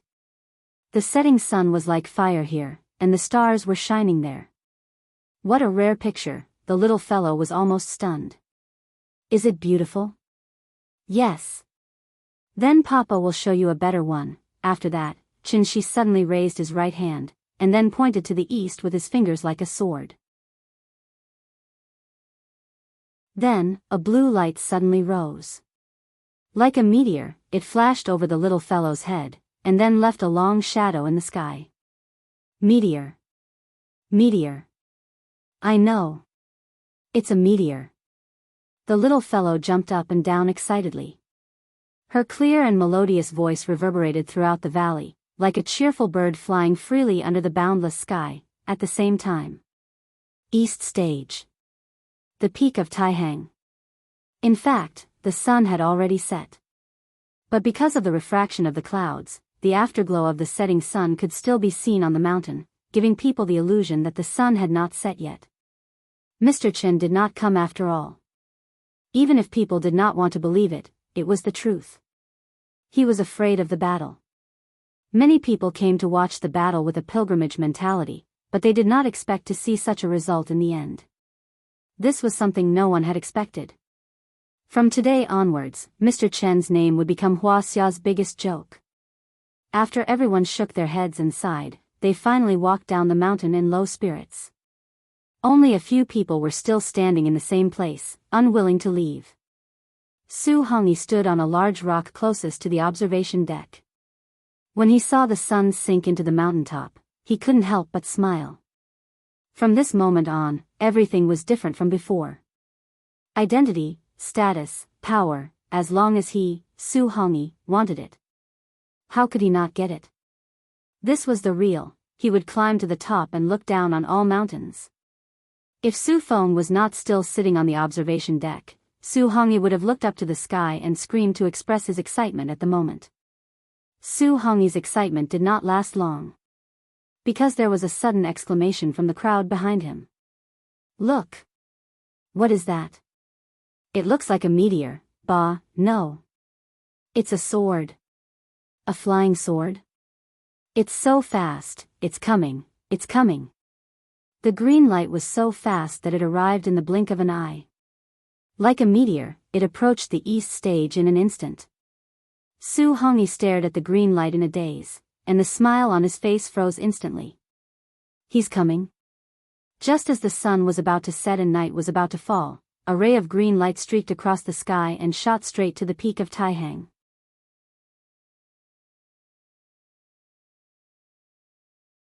Chapter 339.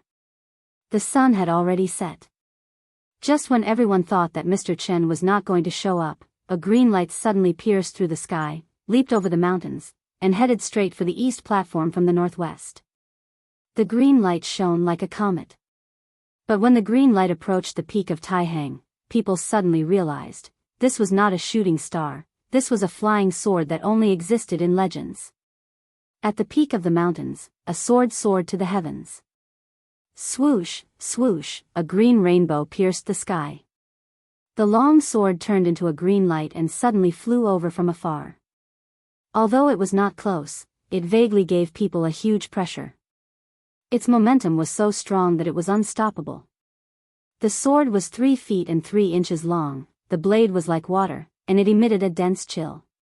It was as cold as the moonlight, and as bone-chilling as a cold lake.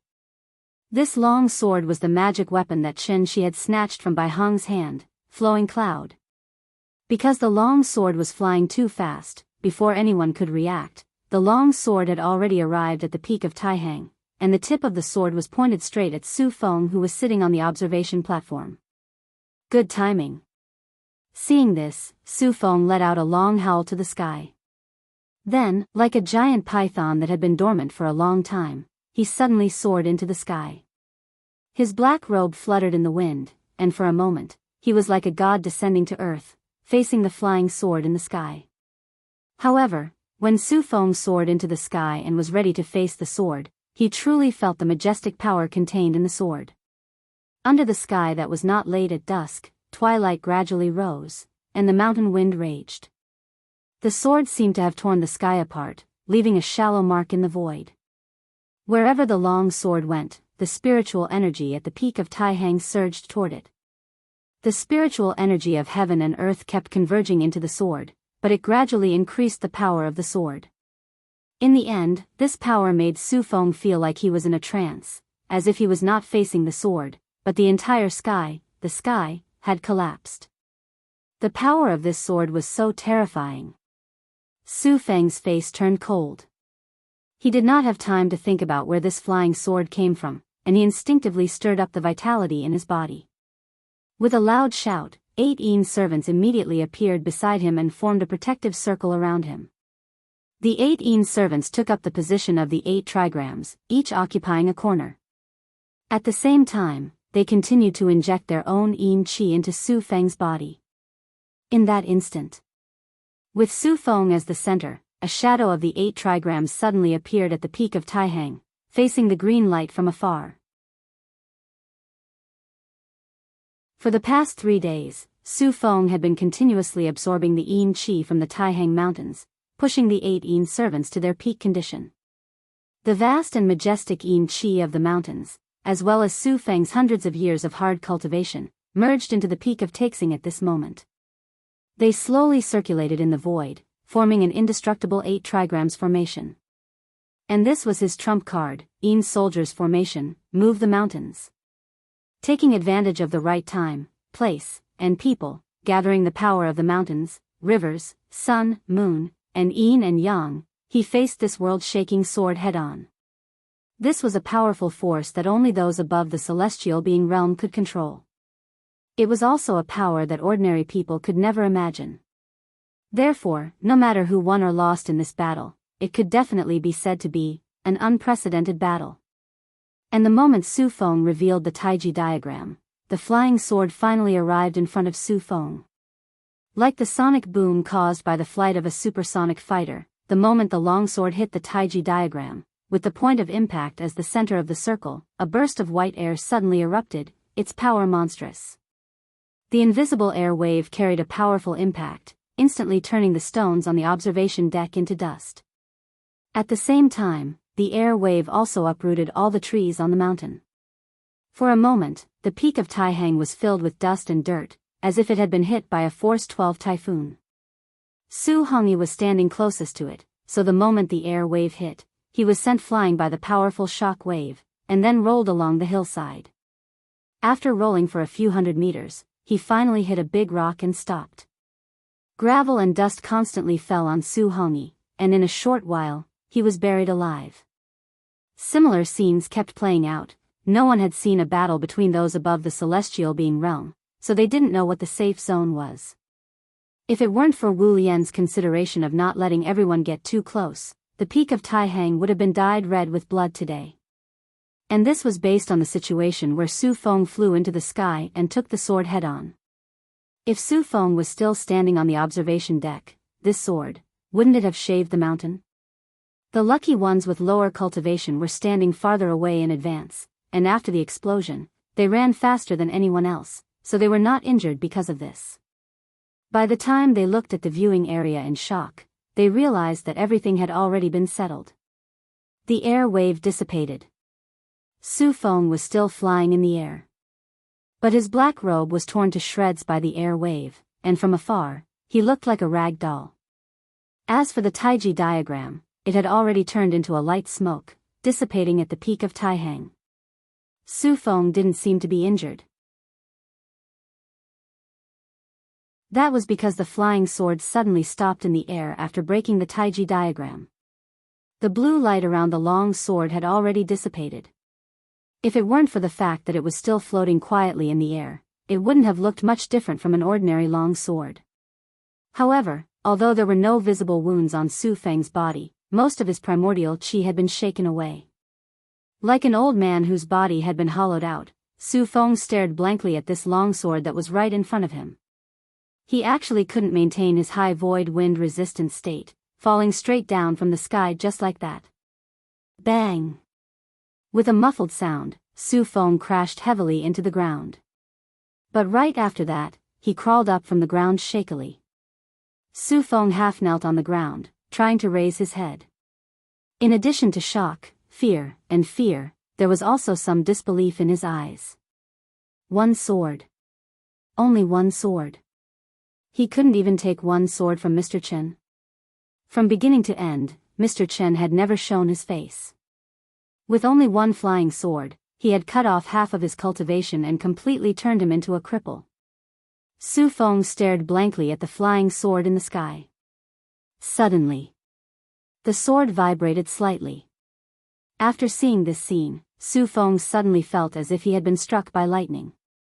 The expression on his face suddenly became extremely nervous and frightened.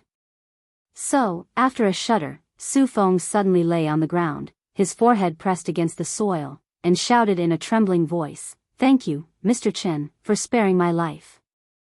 Thank you, Mr. Chen, for sparing my life. Thank you, Mr. Chen, for sparing my life." After Su Feng shouted 3 times, he even raised his head and kowtowed heavily on the ground 3 times. When the few martial artists who were not affected by the blast saw this scene, they were immediately dumbfounded. Even their eyeballs almost fell out of their sockets. What happened just now? Su Tianren lost? And he was so scared that he knelt down and begged for mercy? This, after being stunned for a moment, a smarter guy suddenly came back to his senses and couldn't help but shout excitedly, "I understand. The reason why Chen Xian only attacked after the sun went down, that's because he didn't take Su Tianren seriously at all. Su Feng doesn't deserve to fight with him at all." Hearing this, the rest of the people suddenly had a look of realization and hurriedly nodded in agreement. Yes, that's it. But what I don't understand is, Su Tianren is also above the celestial being level, but he couldn't even take one sword from Mr. Chen, then, what realm should Mr. Chen be in? No one could answer this question. Everyone looked at the sky again. After Su Feng kowtowed 3 times, the sword turned into a green light again and flew back along the way it came. In the blink of an eye, it completely disappeared into the horizon. The mountain wind was still whistling. But in the blink of an eye, the peak of Taihang had completely changed.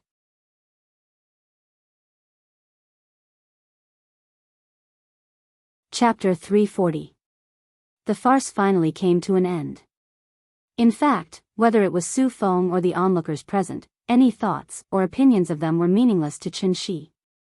The reason why he showed off his skills today was mainly to remind Wu Yan, "What you saw was only a part of me." From beginning to end, Wu Yan had never really understood Qin Shi.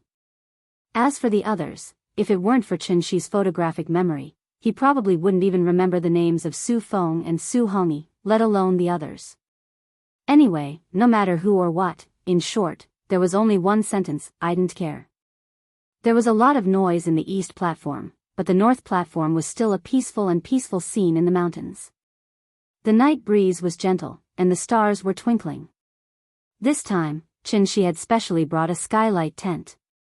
The whole family lay in the tent and looked up at the bright starry sky. That warm and comfortable feeling made the little guy let out comfortable moans through his nose. She didn't want to say anything. She just kept climbing up and down on Chin-shi and Chin-roying, using her parents' bodies as a cushion. It was soft, and very comfortable. The next morning, when the sun just peeked out from the top of the mountain in the distance, the little girl yawned and got out of the tent. After a simple wash, Chin-shi took her to the top of the mountain and looked into the distance.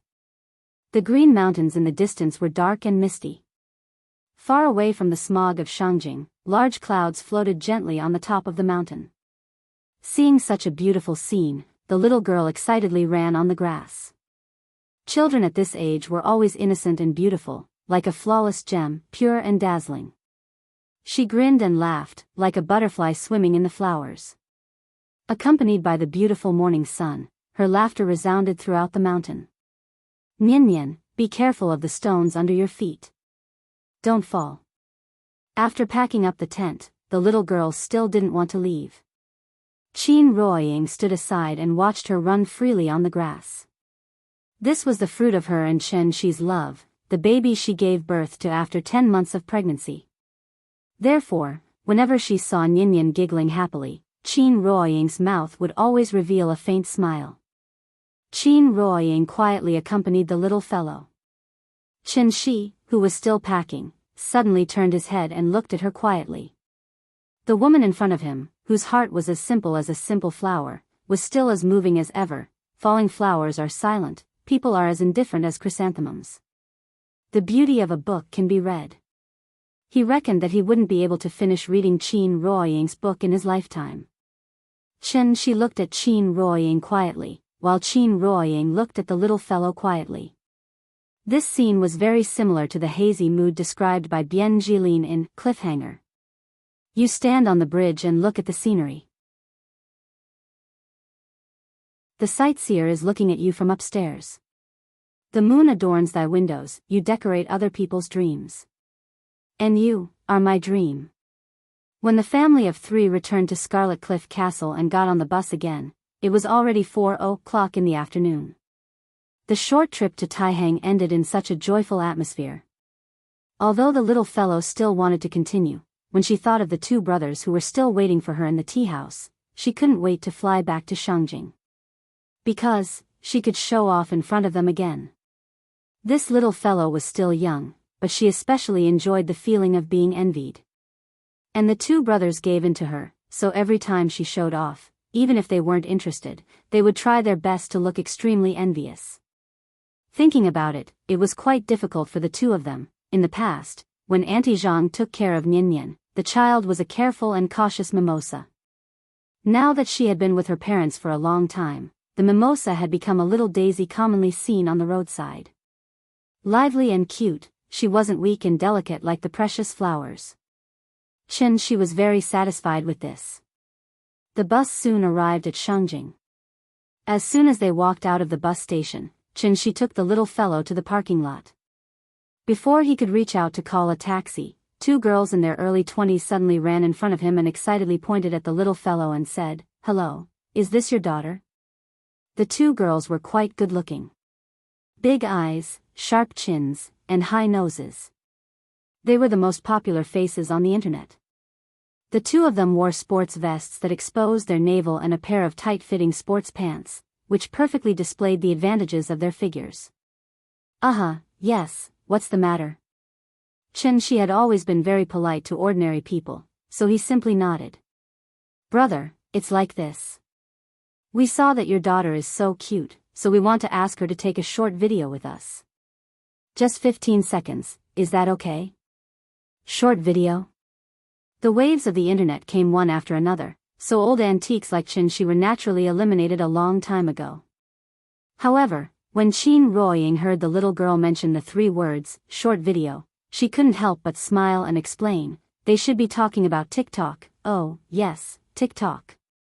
Seeing that Qin Ruoying seemed to have some understanding of this, the little girl quickly took out her phone and showed her homepage to Qin Shi.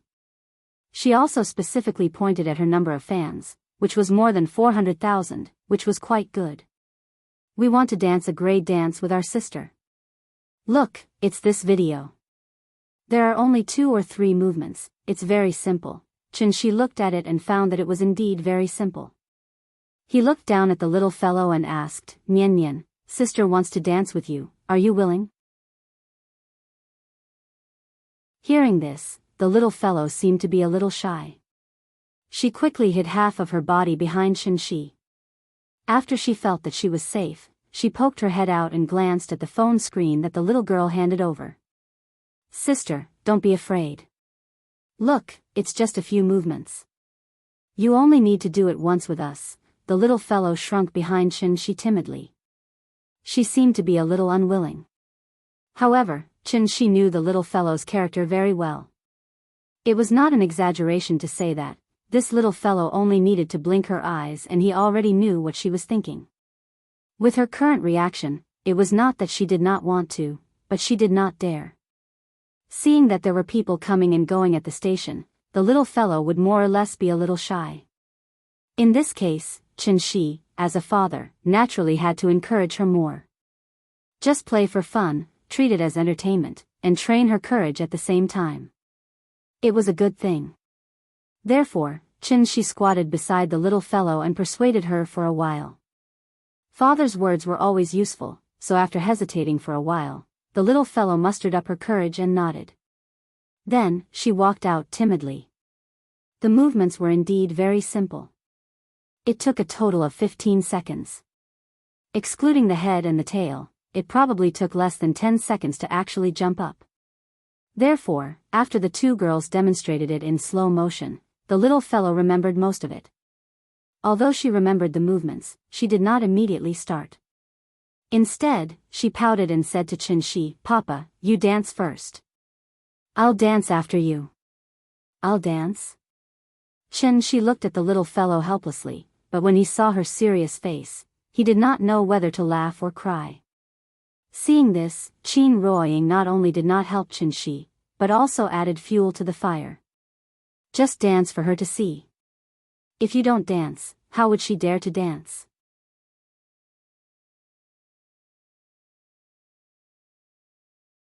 Chapter 341.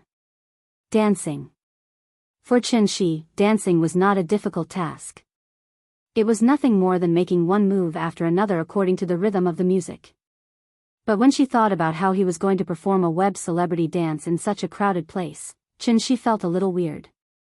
It made her feel like her limbs were becoming a little clumsy. At the end of the day, it was still a psychological barrier.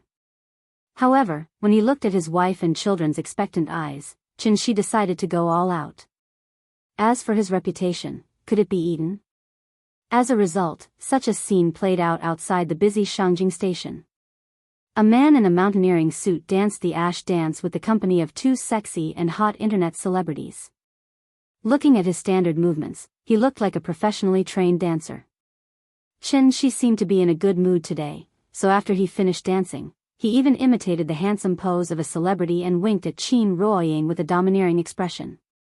On the spot, Qin Ruoying was so happy that she couldn't stand up straight.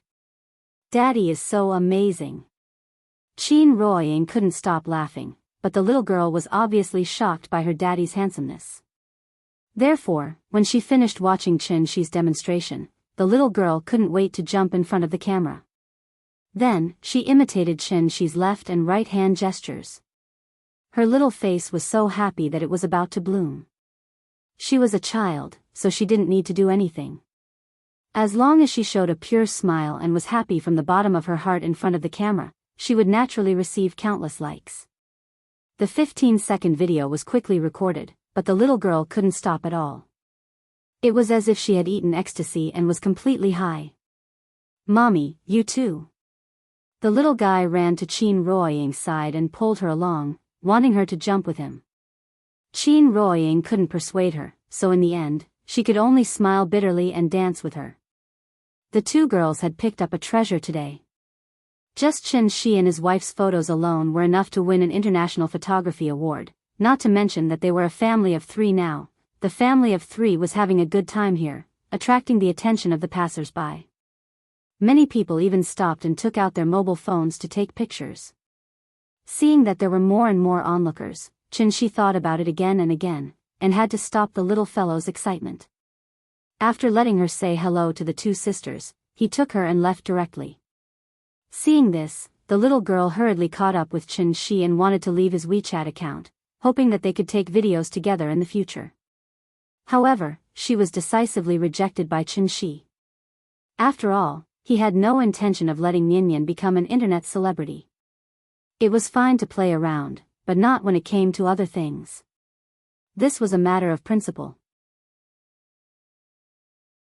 Thus, the 2 girls could only stand by the roadside and watch regretfully as the money tree got further and further away from them. Although they had left, the little fellow still hadn't woken up from the extremely magical background music. Thus, she kept pestering Qin Ruoying to play music for her. Then, she started wriggling excitedly in the car. Looking at her smug look, it was probably the long-hidden nature of the country high that had been activated for a long time. Because of the delay at the station, when the family of 3 returned to Dongming Alley, it was already 7:00 in the evening. As soon as she stepped through the door, the little fellow rushed into the courtyard with her butt up, and at the same time, she kept shouting, "Big cat! Big cat! Come quickly! I'll teach you how to dance." Before the word dance left her mouth, the little fellow suddenly stopped in her tracks. After being stunned for a moment, she looked at the figure next to her and exclaimed, "Auntie, you're back?" Chen Shi and Qin Ruoying heard the commotion in the courtyard, and they couldn't help but smile at each other, and then they crossed the Chuehua gate side by side. Wasn't the figure standing on the steps of the east wing Qin Shueqing, whom they hadn't seen for a long time? His sister-in-law was still elegant, but the most eye-catching thing was her right hand. "Oh, your hand has recovered? So fast." Chen Shi looked at Qin Shueqing in astonishment. He really didn't expect her to be able to step into the golden core stage in such a short time. Although his sister-in-law's martial arts foundation was not bad, this speed of progress, it seemed a little too fast. While Chen Shi was still puzzled, Qin Shueqing calmly explained to him. "The organization recently found some rare elixirs. My qualifications are not bad, so I got the priority to use them. With the help of the elixirs, I rushed to the Heavenly Man stage in one go." Rare elixirs? Chen Shi repeated it, and suddenly he had some understanding in his heart.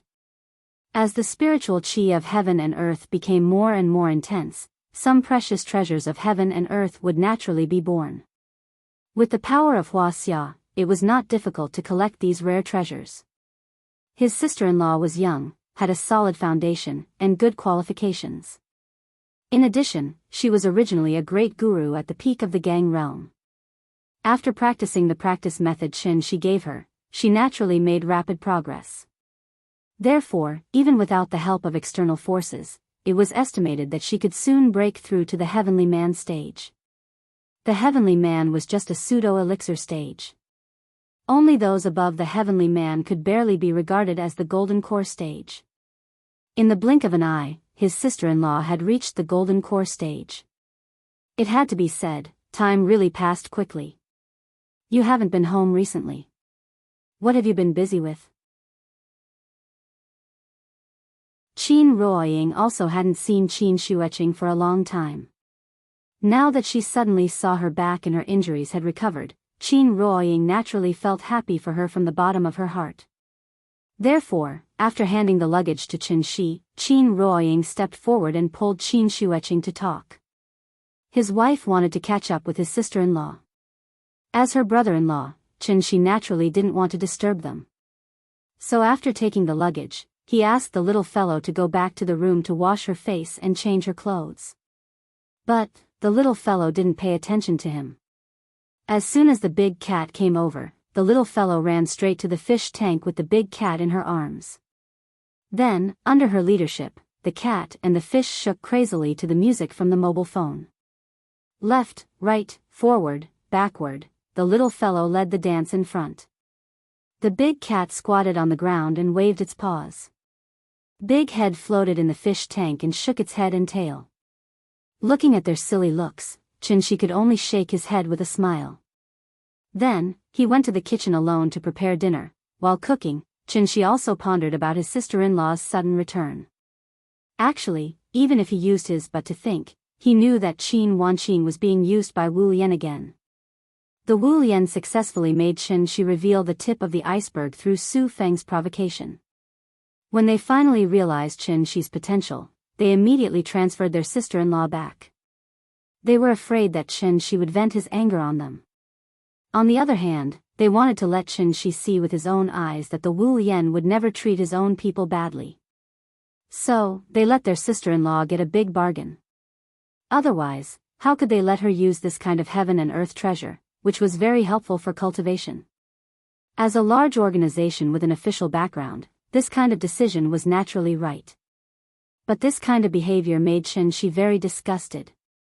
If it was useful, they would hold you in high regard. If it was useless, they would immediately throw you aside, too utilitarian. Chin-Shi didn't want to deal with the Wu Lian anymore. So, he decisively put this problem to the back of his mind and turned to think about another problem. If he didn't remember wrongly, Bai Hong once said that the divine gate would open again in a month at most. N.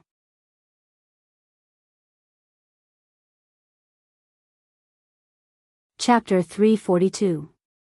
Life was back on track again.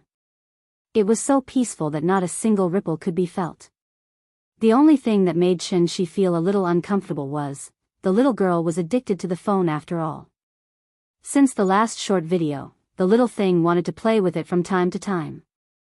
Although the brothers were not naughty, they were definitely the most enthusiastic audience.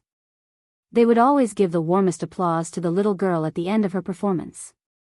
In the long run, it also indirectly encouraged the little girl's self-confidence, which led to her clamoring to play music on the phone at all times. Chin-Shi had always been reluctant to let the little girl touch the phone, but he could not resist her reasonable request. Dancing was a good thing after all, so naturally, he could only let her be. To be on the safe side, Qin Ruoying also specifically deleted most of the software on the phone, leaving only the system's music player. But how smart were the children nowadays? When Qin Ruoying put the phone aside to play music for the little girl, the brothers could not help but fiddle with it. After all, they had been yearning for magical toys like the phone for a long time. Therefore, even if Qin Ruoying had made enough precautions, she still could not stop the brothers from fiddling with it. It did not matter if they were young and illiterate. Anyway, they would always find something new. Therefore, the door to a new world was poked open by them one by one. Aunt Zhang and Gu Lao's years of suppression were finally released. For children, how fun were games! Just one look at the picture and the brothers were completely fascinated. Under the leadership of these two bad friends, the little girl was no longer naughty and became addicted to playing games on the phone. When Chin-Shi found out and wanted to stop her, she started crying and throwing a tantrum on the spot, refusing to put down the phone in her hand. The phone is fun.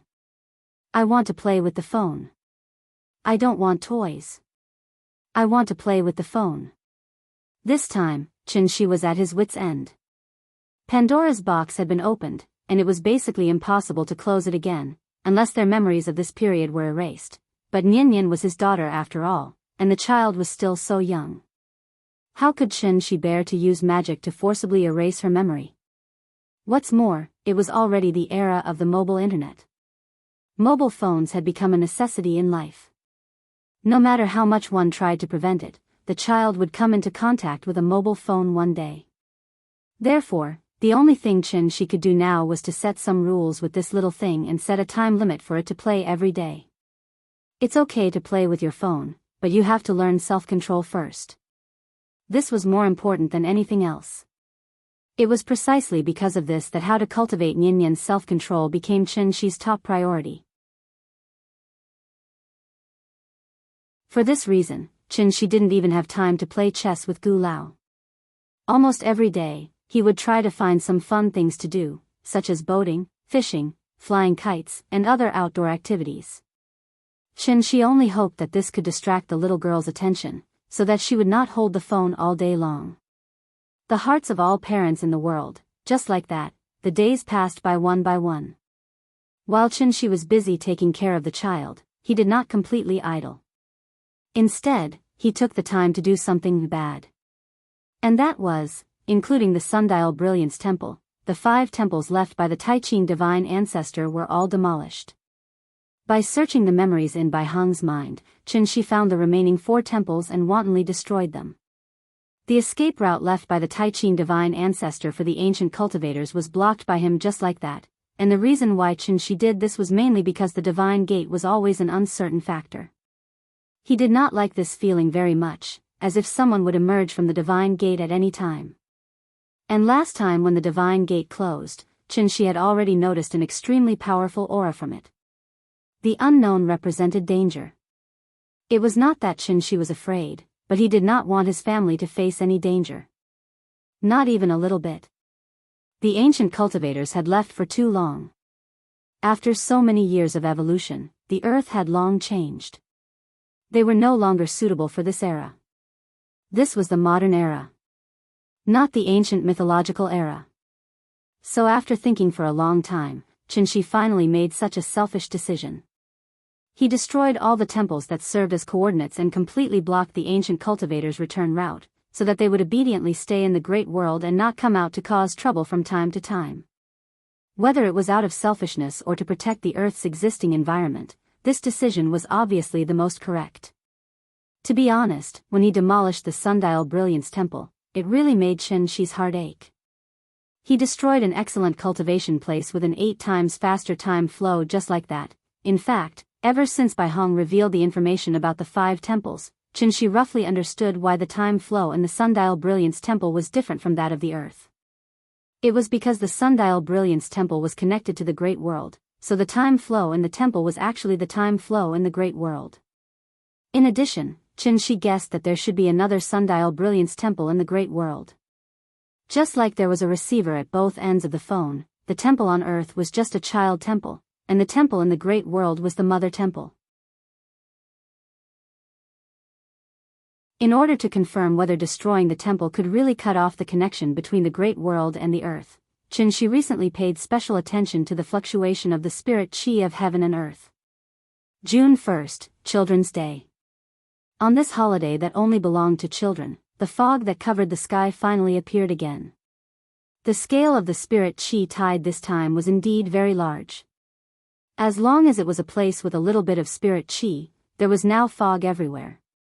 The fog covered the sun, like a summer shower, and the whole sky was so gloomy that it seemed like it was about to drip water. Chin-shi was not sure where the divine gate would appear, so after saying goodbye to Qin Ruoying, he left the tea house and then patrolled in the direction of the spirit qi surge, wanting to see if the divine gate would appear again. The fog lasted for more than an hour. Chin-shi flew more than half of Huaxia, but in the end, he did not find any trace of the divine gate's appearance, and his heart immediately calmed down. The spirit qi tide had begun to weaken, and it seemed that the divine gate would not appear again. Thinking of this, Chin-shi's heart suddenly calmed down a lot, so he turned his head and flew back to Shangjing. And just as he was about to go home, Qin Ruoying, who was playing games with the little guy in the tea house, suddenly felt a little uncomfortable. She didn't even have the time to react before a feeling of the world spinning violently surged out. The scene in front of her blurred, and Qin Ruoying seemed to have lost her strength, and she could not even stand steadily. If she had not grabbed the chair next to her in time, she would have fallen directly to the ground. Qin Ruoying had no choice but to tightly grab the back of the chair next to her, and then carefully sit down to rest for a while. After she felt a little better, Qin Ruoying frowned slightly and began to check her own situation. In any case, she was a foundation establishment stage cultivator, so how could she still feel dizzy and blurred vision? This feeling had already appeared once before, and Chin-shi carefully checked for her at that time, but he did not find any problems, so Qin Ruoying did not take it to heart. But now this feeling appeared again.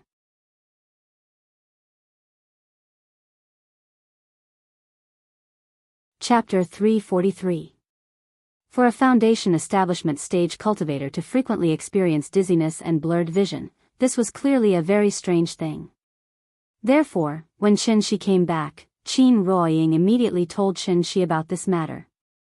When she said this, Chen Shi immediately exploded like a big cat. Gu Lao greeted him with a smile, but his face was cold. He didn't even respond and directly pulled Qin Ruoying to the back kitchen of the tea house. Chen Shi couldn't be blamed for losing his composure. After all, there weren't many things in this world that were worthy of his attention. If something really happened to Qin Ruoying, Chen Shi was afraid that he would go berserk on the spot. He would never be as harmless as before, but it was strange.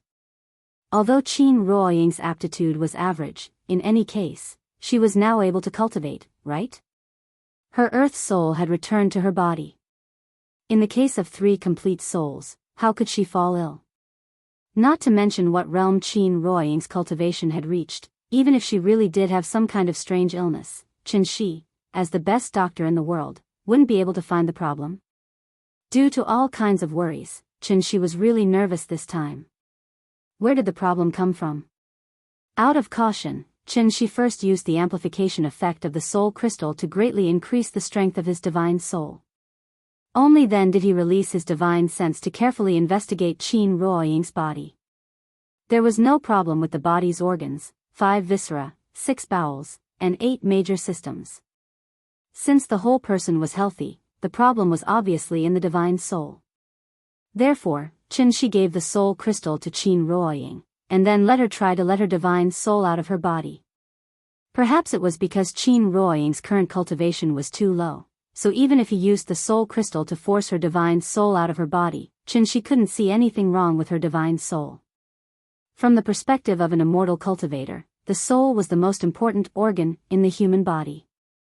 Without the soul, a human would be nothing more than a walking corpse. An ordinary person's soul was hidden in their heart aperture. Only after they had successfully cultivated could their soul leave their heart aperture and completely merge with their yuanying, becoming the second life of the cultivator. As long as yuanying did not die, her spirit would not be destroyed. That was why there was the saying of possession and rebirth. The heart aperture was where the soul was stored. It was also the most mysterious and important part of the human body. Since he could not find any problems with the divine soul, Chen Shi speculated that the problem should lie here. Therefore, he was now faced with a choice, and that was, should he allow his spirit to enter Qin Ruoying's heart aperture? Chen Shi had never tried to let his spirit enter someone else's heart aperture. After all, what was the difference between this and possession? He believed that other than Qin Ruoying, there was absolutely no one in this world who would let him enter their heart aperture without reservation. Chen Shi was somewhat apprehensive. Because the difference in their cultivation was too great. If Qin Ruoying's divine soul was a small pond, then Chen Shi was the boundless ocean. What would happen if he poured the water from the ocean into a small pond? Chen Shi had never heard of such a situation, so naturally he had never seen it before. Therefore, not to mention trying it out, just imagining it made him somewhat fearful. Qin Ruoying was the most important person in his life. If something went wrong and hurt her heart aperture, Chen Shi was afraid that he could only commit suicide to apologize to the world. What to do? He couldn't advance or retreat. For a moment, Chen Shi was stunned. Qin Ruoying saw Chen Shi's worry, so after thinking about it again and again, she said gently, "Don't worry so much. You see, I'm fine now." "It shouldn't be a big problem," Chen Shi did not immediately reply. After a long silence, he said with a dignified face, "No, this matter is not simple. We must find the problem." After saying that, he wanted to use the soul crystal to check Qin Ruoying's divine soul again. But at this moment, the little girl suddenly ran over with her phone in her arms. "Mama! The phone is ringing. The phone is ringing." Although she was illiterate, she could still distinguish between ringtones and music, so she ran to Qin Ruoying's side and held the phone high as if she was presenting a treasure. Qin Ruoying took the phone and found that she did not receive a phone call, but a text message. The sender was Qin Yongyan, and the content was very short. The general meaning was that he had something to do and was going out for a while, so the couple did not have to worry. Qin Yongyan had always lived in seclusion. Today, he went out for the first time, which made Qin Ruoying feel a little strange. However, the elders naturally did not need to report to the younger generation, so she did not take this matter to heart. After showing it to Qin Shi, she returned the phone to the little girl. The little girl was busy playing games. She took the phone and ran out of the hall. But just after she ran 2 steps, she seemed to have thought of something. She quickly turned her head and asked with a puzzled face, "Mama, what are you doing here?" "Mama is talking to Papa about the purchase of goods." "Oh." The little girl nodded woodenly, but her legs seemed to be rooted to the ground, and she stood there motionless. With her current reaction, Qin Shi did not need to think to know that the little girl wanted them to go out and keep her company because they had not come out for a long time. This made Qin Shi feel very gratified. Games were not as important as parents. Meanwhile, East Sea. On an unknown island. Just like the ice and fire island described by Mr. Jin Yong, it was full of spiritual energy and full of vitality. The scenery on the island was even more beautiful, like a fairyland. Such an excellent tourist spot, but so far, few people knew about it. No one had set foot on it all year round. This island was the legendary East Sea Immortal Mountain, Diyu Island. The reason why ordinary people could not find this island was that there was a large array on the island that gathered spiritual energy, defended it, and concealed it. The ancient cultivators had left, but their inheritance was left behind. The village hidden in the depths of Qinling was the place of inheritance, but there was more than one place of inheritance in this world. Diyu Island was one of them. Diyu Island was also a place of inheritance, but there was a big difference between Diyu Island and All Saints Valley. All Saints Valley was run by the clan elders. As long as foreign cultivators passed the test of the clan elders, they could join All Saints Valley and officially become a member of the village. The 2 words, Fang Cun, carved on the stone tablet outside the village were the foundation of the village. Shape does not exist, Fang Cun accepts. All rivers run into the sea. All Saints Valley was very inclusive, so whether it was martial artists, necromancers, or other inheritances, everyone could live in harmony in the village and learn from each other in order to break through to the diviner level as soon as possible, or even ascend to the divine gate. Compared to All Saints Valley, Diyu Island was more mysterious and naturally more isolated. It did not accept outsiders and was never open to the outside world, so the residents of the island had always had the same surname. They were of the same clan and had been passed down from generation to generation.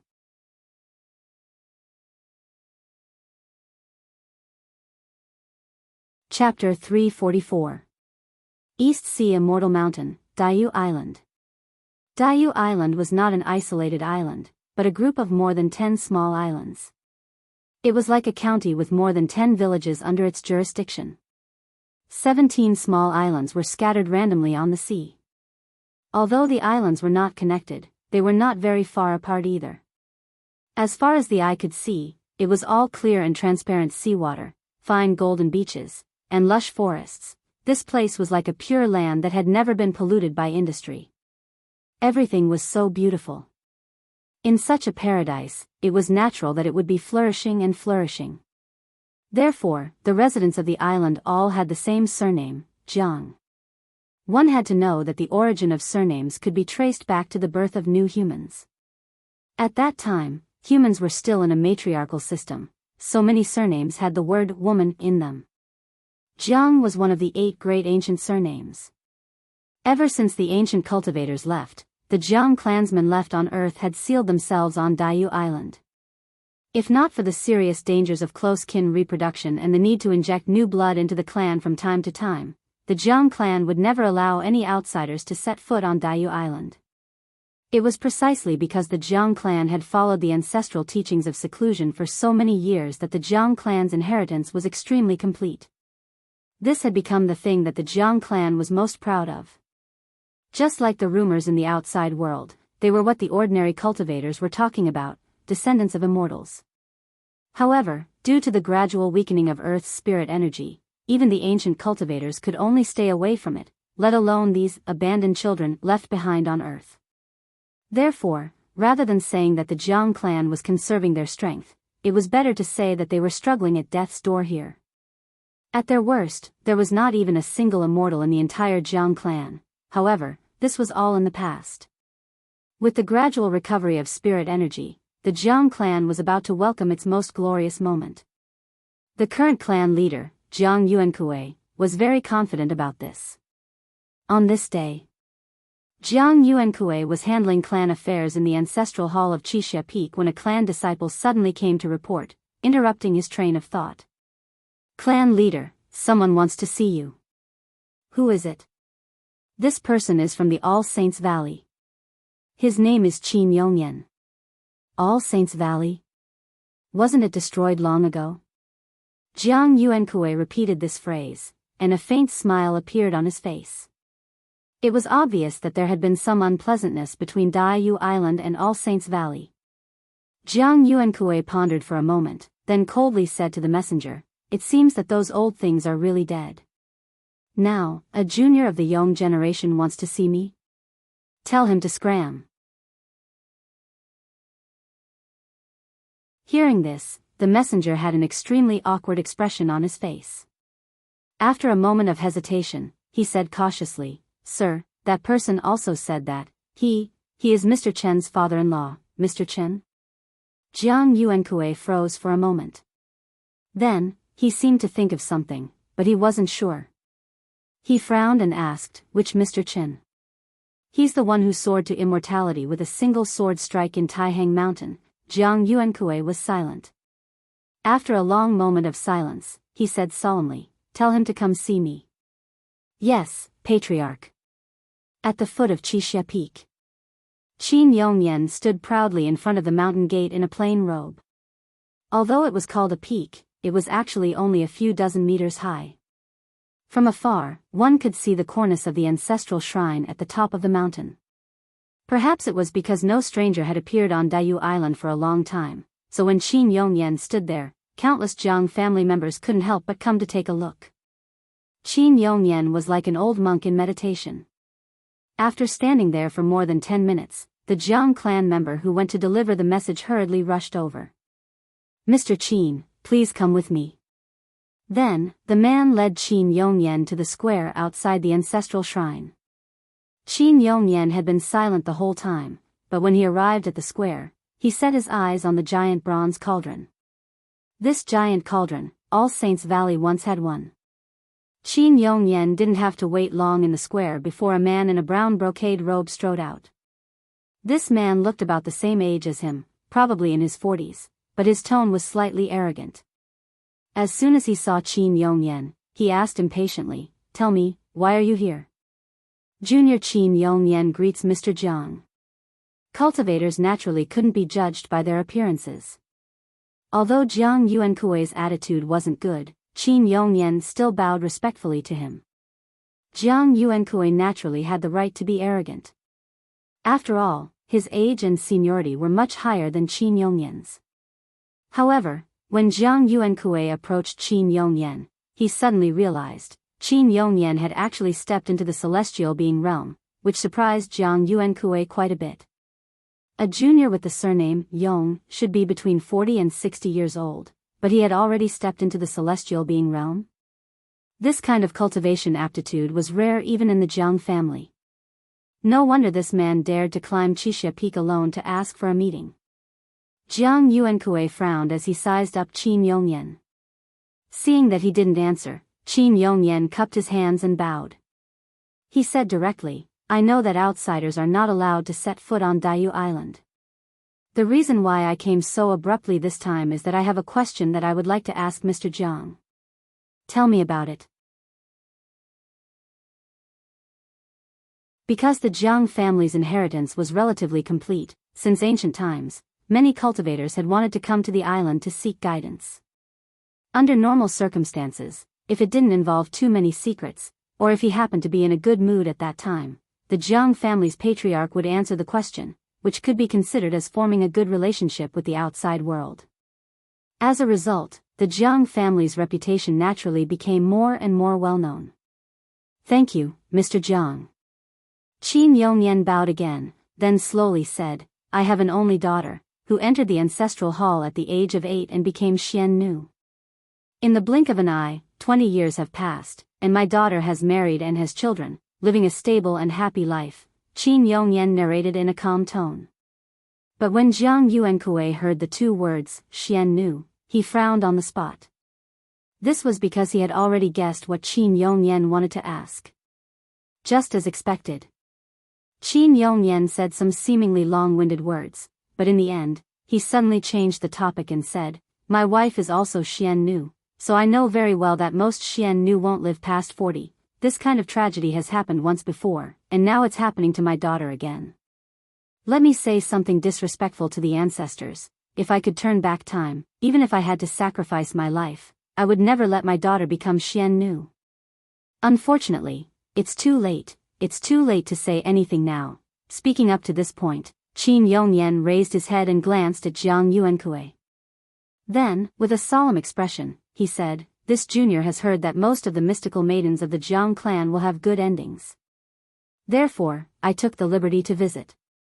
I only hope that Mr. Jiang can dispel this junior's doubts and save my daughter who has finally managed to live a good life." After saying this, Qin Yongyan bowed again, very respectfully to Jiang Yuankui.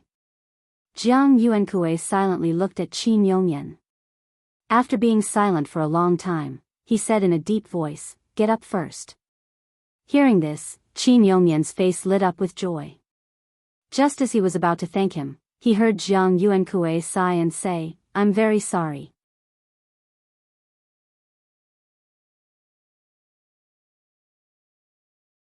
Chapter 345. The sea breeze blew over the mountains and over the treetops, gently carrying fallen leaves to the square outside the ancestral shrine. After hearing Jiang Yuankui's reply, Qin Yongyan's heart sank. He hurriedly bowed and begged, "I have also heard that the Jiang clan's secret has never been mentioned to outsiders.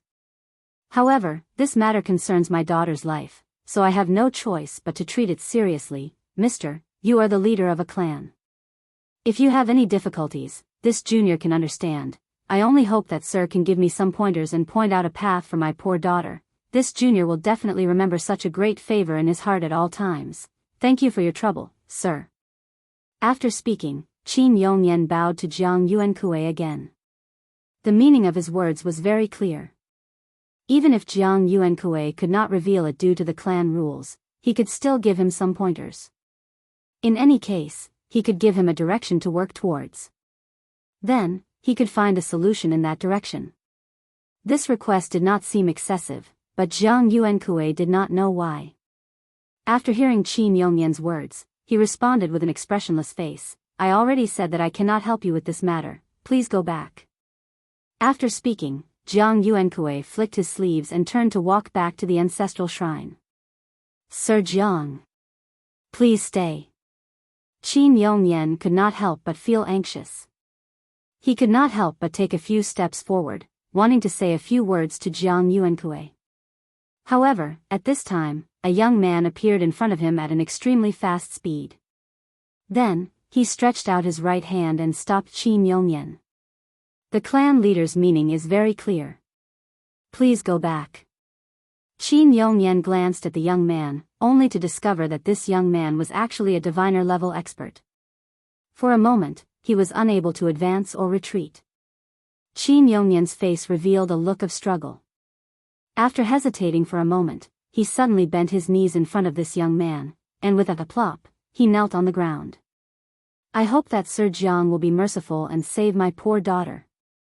A diviner was actually doing such a thing. This made the young man feel a little surprised, so he could not help but look at Jiang Yuankui, wanting to hear his opinion. Jiang Yuankui stopped, but he didn't turn around. "It's not that I don't want to help you, but I can't. Her fate was sealed the moment she became the Siming Xian Nu. Isn't it too late for you to regret it now?" At this point, Jiang Yuankui suddenly glanced at the young man and said, "Feng Yan, help me see the guest out." "Yes, Patriarch." The young man called Feng Yan nodded. Then he reached out his right hand and said to Qin Yongyan, "Mr. Qin, please go back." Qin Yongyan knelt on the ground and remained silent for a long time. In the end, He gently shook his head and said in a very lonely voice, "Forget it. I have disturbed Mr. today. I hope Mr. won't blame me. I will take my leave now." After that, Qin Yongyan stood up and slowly walked down the mountain. As they walked, they listened to the constant gurgling sounds of the waves. Qin Yongyan seemed to have suddenly thought of something, and a self-mocking smile appeared on his face. He had personally sent Qin Ruoying to the ancestral hall, and now it was too late for regrets.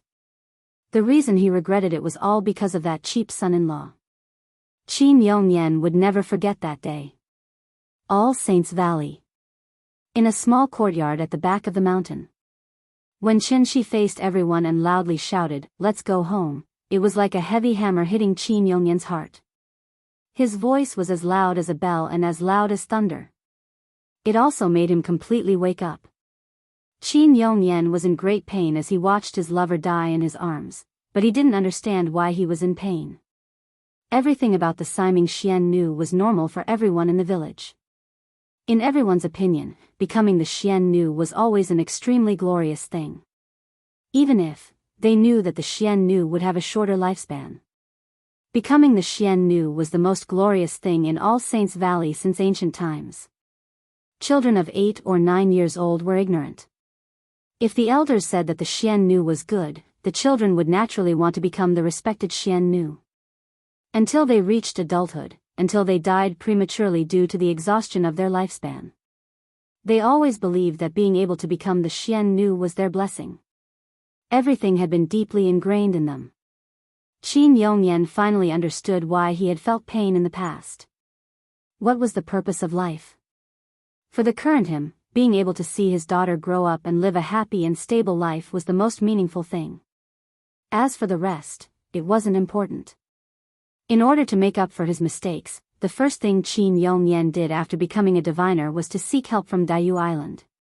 Since the rules were set by humans, they could naturally make 1 or 2 exceptions. But unfortunately, Qin Yongyan's ability was limited, and he didn't have enough face. Jiang Yuankui obviously couldn't break the rules for him. He couldn't, but someone else could. Thinking of this, Qin Yongyan couldn't help but chuckle.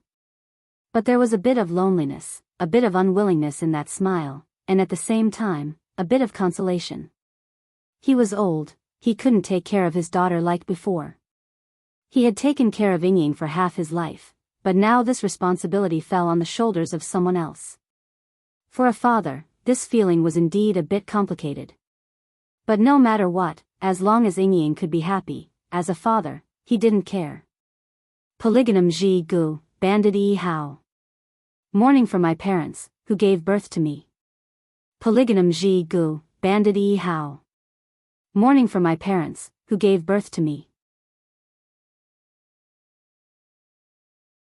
When Qin Yongyan's figure disappeared from the foot of the mountain, Jiang Fengyan thoughtfully came to the ancestral hall.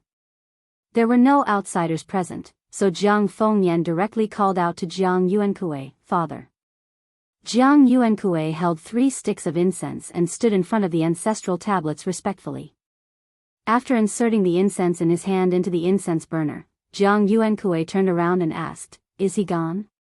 "Yes." Jiang Fengyan responded. Then, he said with a confused expression, "Father, I don't understand. What don't you understand? You don't even know this, do you? Qin Yongyan's daughter is called Qin Ruoying. I heard that it was because of her that the All Saints Valley was flattened by Mr. Qin." "So what?" Jiang Fengyan was stunned for a moment. He seemed to be completely unable to understand Jiang Yuankui's approach, so he hurriedly said, "Father, Mr. Qin is above the celestial being. It's completely inappropriate to offend him over a few words, right?" Jiang Yuankui didn't answer. Seeing this, Jiang Fengyan gritted his teeth and continued, "The spirit energy has been surging too much recently. Second granduncle may break through at any time. If we take this opportunity to build a good relationship with Mr. Qin, we may be able to ask him for help. If he's so helpful, why do you have to push him away?" Seeing Jiang Fengyan's puzzled look, Jiang Yuankui laughed and said, "Fengyan, you're oversimplifying things. Let's not talk about your second granduncle first. This Ming Xian Nu is actually not as simple as you think, Jiang Yuankui explained with a smile. However, Jiang Fengyan still couldn't agree with his point of view, so he couldn't help but shout, "Father!" He wanted to say something, but Jiang Yuankui waved his hand directly, indicating that he should stop talking. Just wait and see. If Mr. Chen really cares about that woman, then he'll definitely go to Daiyu Island himself, when that time comes.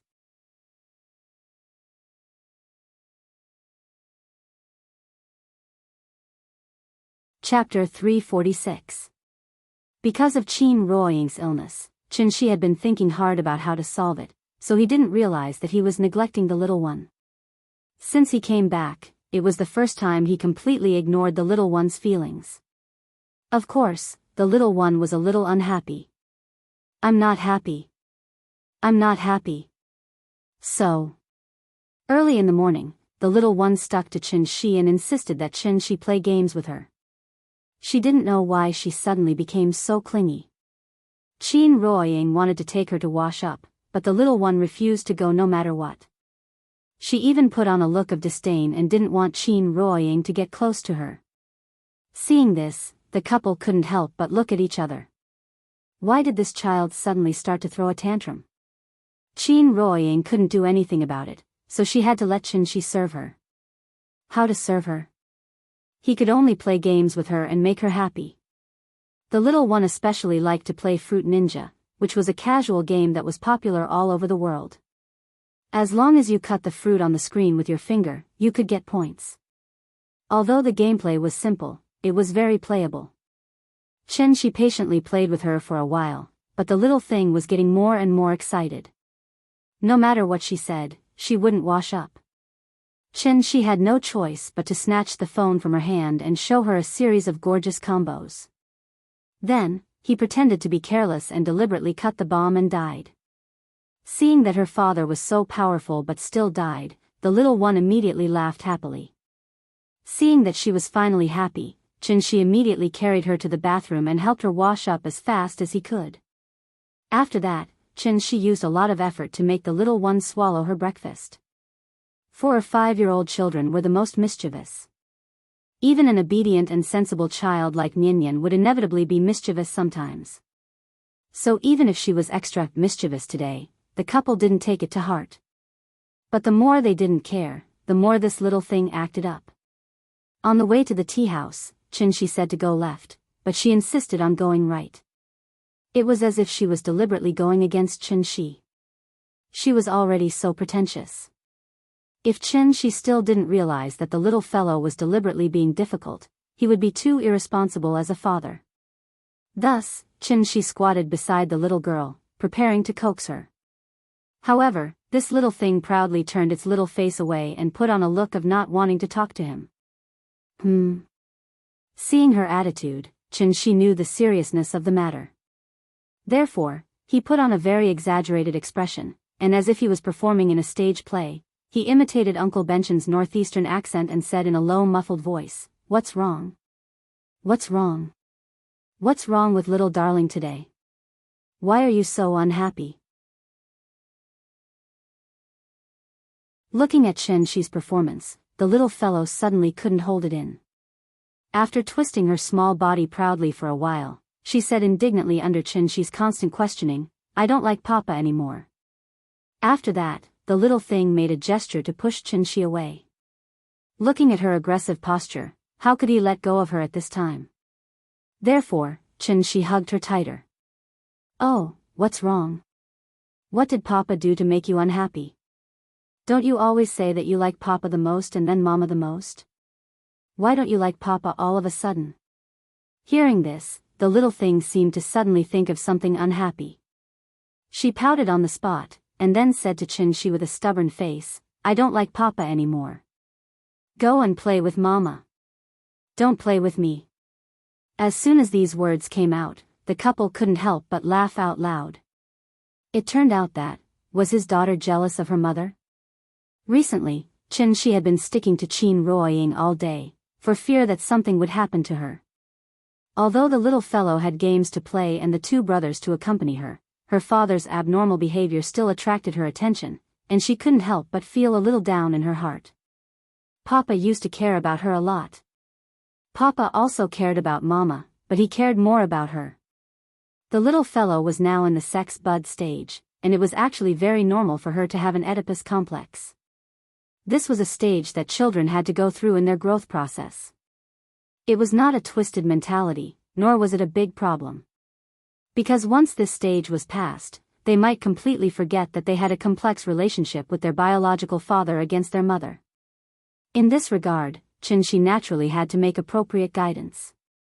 So after thinking for a while, he looked into the little fellow's eyes and said to her very seriously, "Nyan Nyan, do you know? Mama is sick." Hearing this, the expression on the little fellow's face suddenly froze. She seemed to be very surprised, and after hearing Chinshi's words, she quickly turned to look at Qin Ruoying.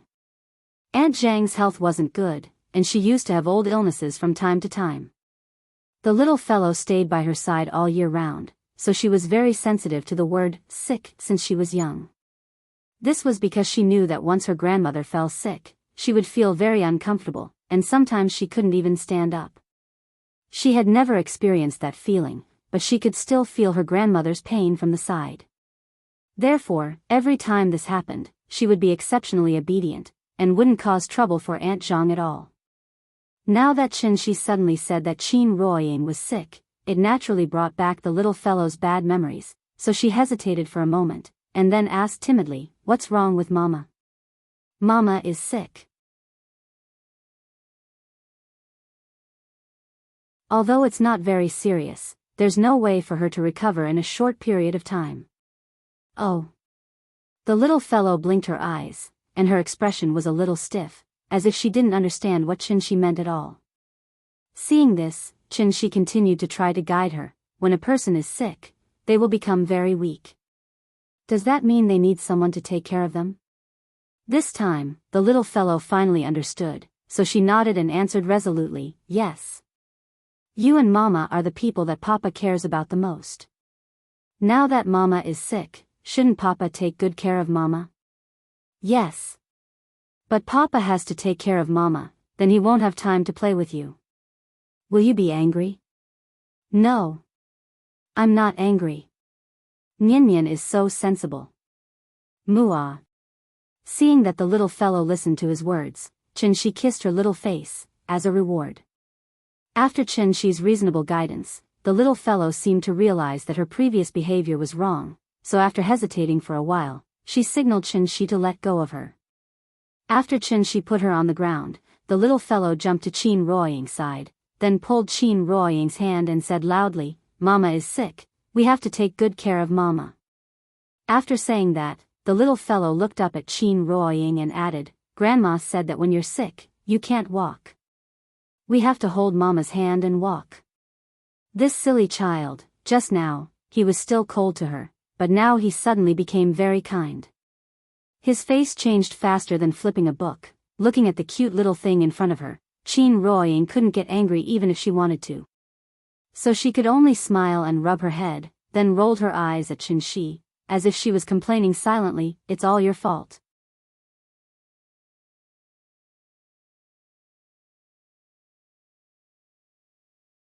Chapter 347.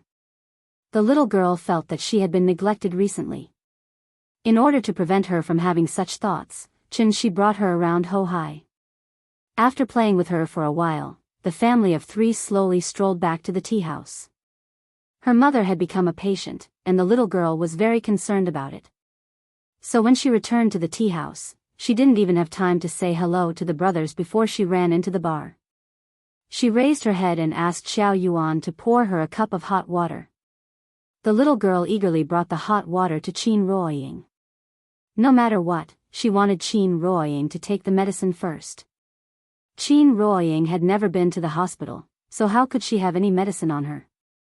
So she could only tell the little girl that it didn't matter and that she would be fine after a few days of rest. But the little girl didn't listen to anything she said. Because in the little girl's mind, she must take medicine when she was sick. Only by taking medicine can she be cured. This was also the idea that Aunt Zhang had instilled in her since she was young. It was to prevent her from being unwilling to take medicine when she was sick in the future. He didn't expect that after leaving Aunt Zhang for so long, the little girl could still remember this. This made Qin feel gratified. It was rare for her daughter to be so filial, so Qin Ruoying naturally couldn't discourage her. So after hesitating for a while, she took a Peiyuan pill from Qin and pretended to take it. Seeing this, the little girl finally felt relieved. Then, as usual, she got together with the brothers and continued to play games. For a child, being happy was the most important thing. As long as she was happy every day, this childhood was worth remembering. Time flew by, and it was almost summer vacation.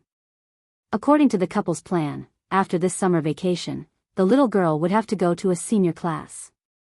The school would definitely be the top school, but it wasn't to force the little girl to be a top student. It was to give her a change of environment so that she could be in contact with more children of the same age. On the other hand, it was also because these three little things had been playing too much recently.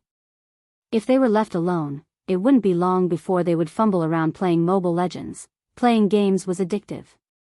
Children had poor self-control, so it was better to play less. School was obviously the best place to go to rehab. After the start of summer, Hohai became lively again. Enjoying the cool air was different from enjoying the air conditioning, so after Qiao Yuan opened the door, she moved out a few sets of tables and chairs so that the guests could drink tea under the shade of a tree and enjoy the beautiful scenery of the lakeside. It had to be said that Qiao Yuan was indeed very competent as a shopkeeper. The little girl was well behaved and had a sweet tongue. With her efforts during this period of time, she had indeed brought in many regular customers for the tea house. Although they were still in a state of loss, it was much better than before when they couldn't make ends meet. Seeing that the weather was gradually improving, Qiao Yuan bought a string of wind chimes from the internet and hung them on the door curtain. Every time the wind blew, a crisp and melodious ringing sound could be heard. It had a unique charm to it. The small tea house was still the same small tea house, but it was more lively than before. Perhaps it was an illusion, but Qin felt that his current life was like a tranquil lake. It was calm on the surface, but undercurrents were surging. He liked his current stable and ordinary life, so he didn't want to see any changes. Qin Ruoying's illness was an unknown variable to Qin. It had to be said that his sister-in-law came back at the right time. Qin Xueqing was also a Xian Nu. When Qin asked her if she had the same feelings, Qin Xueqing immediately gave an affirmative answer. But there was something strange. Qin Xueqing's symptoms weren't very obvious. Sometimes, the symptoms would disappear without anyone noticing. Qin couldn't help but suspect that it was because the time it took for the soul to return to the body was too short, and Qin Ruoying's cultivation was too low, so there was a normal rejection reaction. But no matter what, as long as a person felt any discomfort, it must be a warning from the body. Therefore, he still had to treat it with caution and pay more attention to it. How to observe? Of course, he had to stay by Qin Ruoying's side all day. Therefore, the person playing chess with Gu Lao now became Qin Ruoying. Although Qin Ruoying's chess skills weren't that good, she relied on Qin's pointers to barely be able to play chess with the old man. Wasn't this the same as slaying Gu Lao's dragon? The three people chatted while playing chess, when the wind chime at the door suddenly rang. Ring ring ring, the sound of the wind chime was crisp and pleasing to the ear. Qin Ruoying subconsciously turned her head to look, and was immediately shocked and stood up. Dad? Why are you here? The person who came was Qin Yongyan. He was wearing a white traditional training suit today. This kind of outfit was particularly eye-catching in Hohai, which was famous for its bars.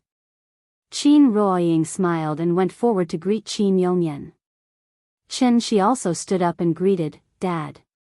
But as soon as the voice fell, Qin slightly frowned. Something seemed wrong. Qin Ruoying didn't notice the strangeness. After introducing Qin Yongyan to Gu Lao, she pulled Qin Yongyan to sit on the side and talked. Dad, is this your first time here? I thought you couldn't find it. I just came back from outside. Seeing that you weren't at home, I thought I'd come here to take a look. Okay, I'll call Nyan over and let her play with you for a while. After that, Qin Ruoying turned around and was ready to call the little girl over, but was stopped by Qin Yongyan with a smile. It's okay, isn't that child playing happily? Don't disturb her. Okay then, although the father and daughter lived under the same roof, because Qin Yongyan was busy cultivating all day, they usually didn't even see each other face to face. Qin Yongyan rarely came to the tea house, so Qin Ruoying naturally had to accompany him to have a good talk. Since the old father-in-law came, this game of chess could only be temporarily suspended. After Qin Shi excused himself to Gu Lao, he went to the bar to pour a cup of tea, and then sat next to Qin Ruoying. The father and daughter were chatting about daily life. After seeing Qin Shi come over, Qin Yongyan smiled and said to the couple, "Today, I actually have something to tell you." Seeing this, Qin Ruoying leaned forward slightly and put on a look of listening attentively. But Qin Yongyan didn't immediately speak, but looked around with a smile. Qin Shi immediately understood what he meant, so he immediately set up a soundproof restriction, and then frowned and directly asked the question in his heart. "Are you injured?" From the moment Qin Yongyan entered the door, Qin Shi found that his breath was not very stable, so he had this guess.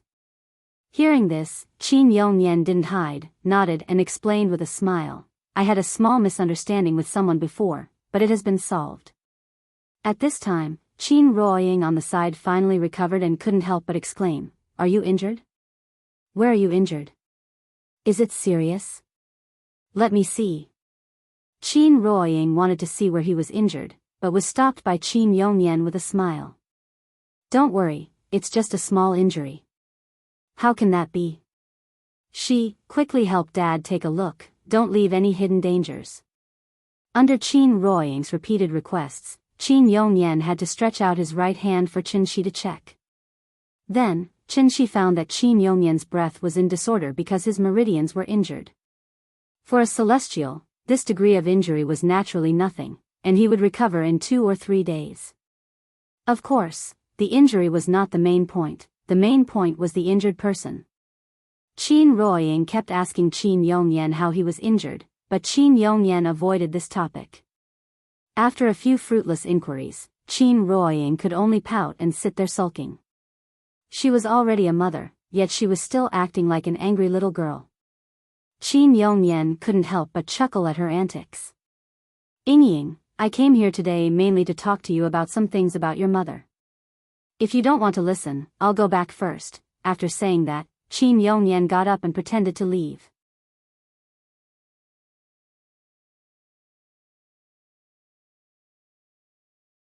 Chapter 348.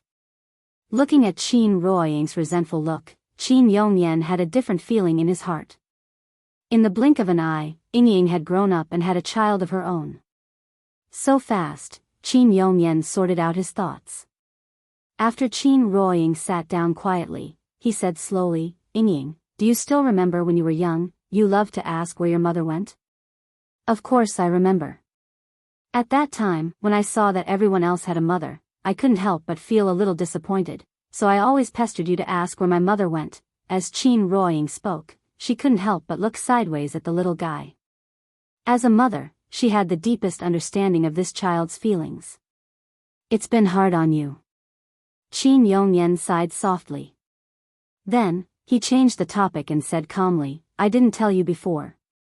In fact, your mother didn't die of illness. She died of old age. She didn't experience any pain. She just lay in my arms and quietly passed away." After saying that, Qin Yongyan smiled and made a hugging gesture, as if he was showing her the scene at that time. After Qin Ruoying heard his words, a very surprised expression appeared on her face. She even suspected that she had heard wrongly. Died of old age? Qin Ruoying's doubts didn't last long. Qin Yongyan smiled and explained to himself, "Yes, died of old age. Your mother's health has always been very good.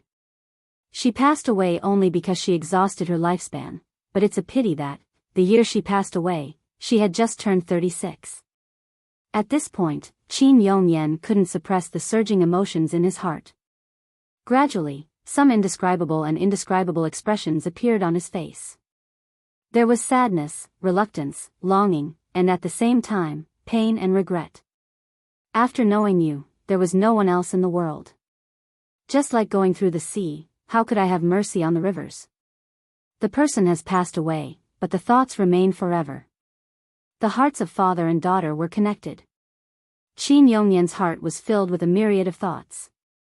Qin Ruoying's eyes also turned red. The atmosphere suddenly became much more oppressive. Seeing this, Qin Shi gently held Qin Ruoying's hand.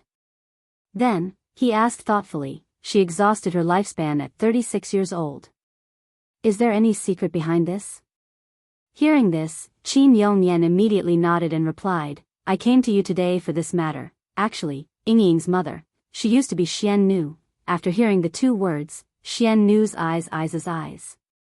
Obviously, she didn't like this name. She noticed Qin Ruoying's strange behavior and gently squeezed her palm, indicating for her to relax and listen to Qin Yongyan first. Xian Nu's status in the village is very high. No matter what wish she has, everyone will try their best to fulfill it, and the reason why they receive such preferential treatment is mainly because most Xian Nu won't live past 40, so this is actually a form of compensation in disguise. After hearing Qin Yongyan's words, Qin Ruoying's face instantly turned ugly. Qin Shi was already mentally prepared for this. He already knew a little about Siming Xian Nu's problem from Bai Hong. Fortunately, he had already found Yingying's earth soul, so she shouldn't be like her mother, who had already passed away when she was still young. However, although her earth soul was found, Qin Ruoying still had symptoms of dizziness recently. This made Qin Shi very anxious. After all, Bai Hong's knowledge was limited, so he couldn't be sure if Qin Ruoying still had any hidden dangers. Qin Yongyan suddenly mentioned Xian Nu, so he must know something. Therefore, Qin Shi immediately asked, is there any solution? Hearing this, Qin Yongyan shook his head and couldn't help but sigh. I don't know either. Xian Nu of All Saints Valley has a short lifespan since ancient times. Everyone is already used to this. No solution? Not really. Seeing Qin Shi's anxious expression, Qin Yongyan couldn't help but feel happy for his daughter. With such a husband, what more could a woman ask for? However, now wasn't the time to talk about this, so after a slight pause, he continued, Xian Nu of All Saints Valley has a short lifespan, but there's a place where Xian Nu is an exception. What place? Daiyu Island. Then, Qin Yongyan told Qin Shi all the information he knew. Siming Xian Nu came from the land of legacy. In this world, there was more than one land of legacy.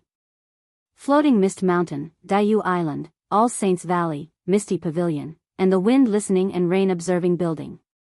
This mountain, island, valley, palace, and building were the 5 great land of legacy left behind by the ancient cultivators.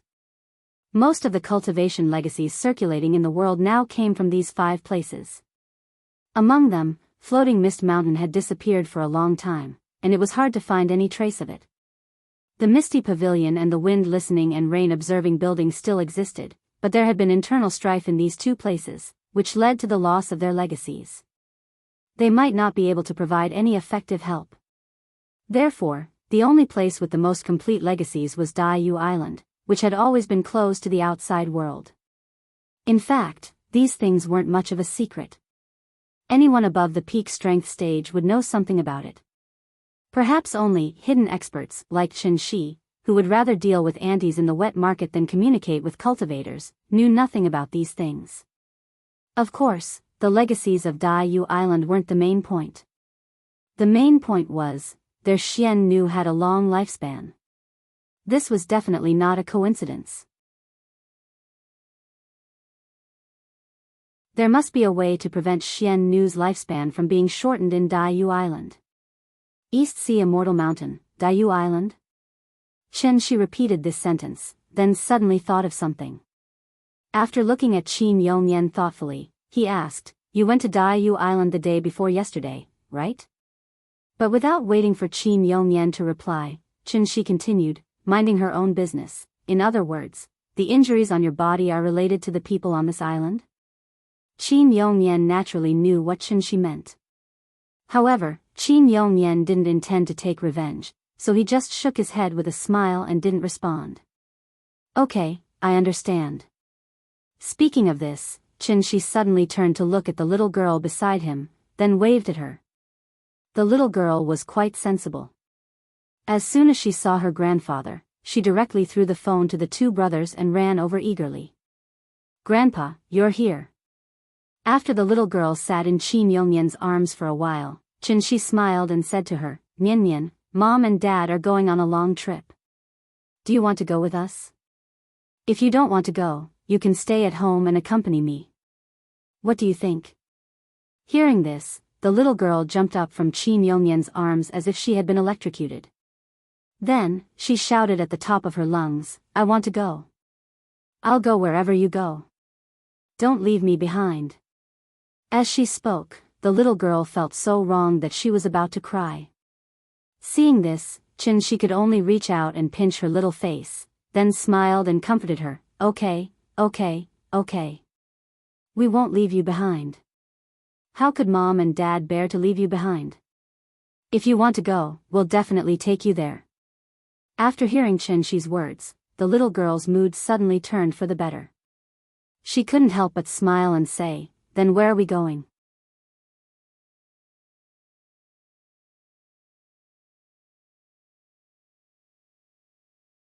Chapter 349. For a celestial being, it was naturally not difficult to ride the wind and enter the sea. Because the little fellow had to go with them, Qin did not choose to fly directly to Daiyu. Instead, he took the little fellow to Zhonghai by plane and borrowed a yacht from Ning Zhonghua, treating it as a sea trip. A yacht self-driving tour. This made the little fellow very happy. Once she got on the yacht, she chattered non-stop. This yacht was the one Ning Zhonghua used to entertain their family of 3 last time. It had 3 floors in total, and the decorations and configuration were extremely luxurious. Naturally, there was no need to bring any attendants with them on a self-driving tour, so Qin dismissed the staff on the yacht. As a result, there were only the 3 of them on this huge yacht. The sea breeze curled in spirals, and the sparkling waves sparkled. No matter how bright the sun was, it did not have the slightest taste of summer heat. The little fellow knelt on the observation deck on the top floor of the yacht, her small body constantly twisting with the sway of the yacht. She chewed on the fruit Qin had peeled for her while looking at the distant skyline. Her little face was about to bloom with joy. Suddenly, the little fellow seemed to have thought of something.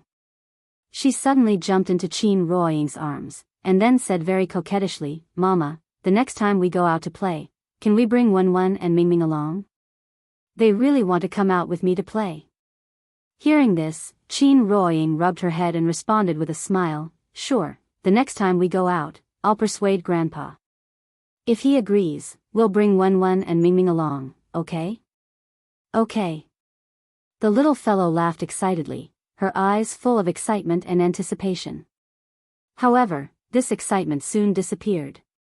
When the city's skyline gradually disappeared from the sea, there was only the boundless sea and the boundless sky left. It was difficult to even see a bird. The blue sea and white clouds. On the boundless sea, there was only one yacht moving forward alone. This was a very beautiful scene, but how could a 5-year-old child know how to appreciate it?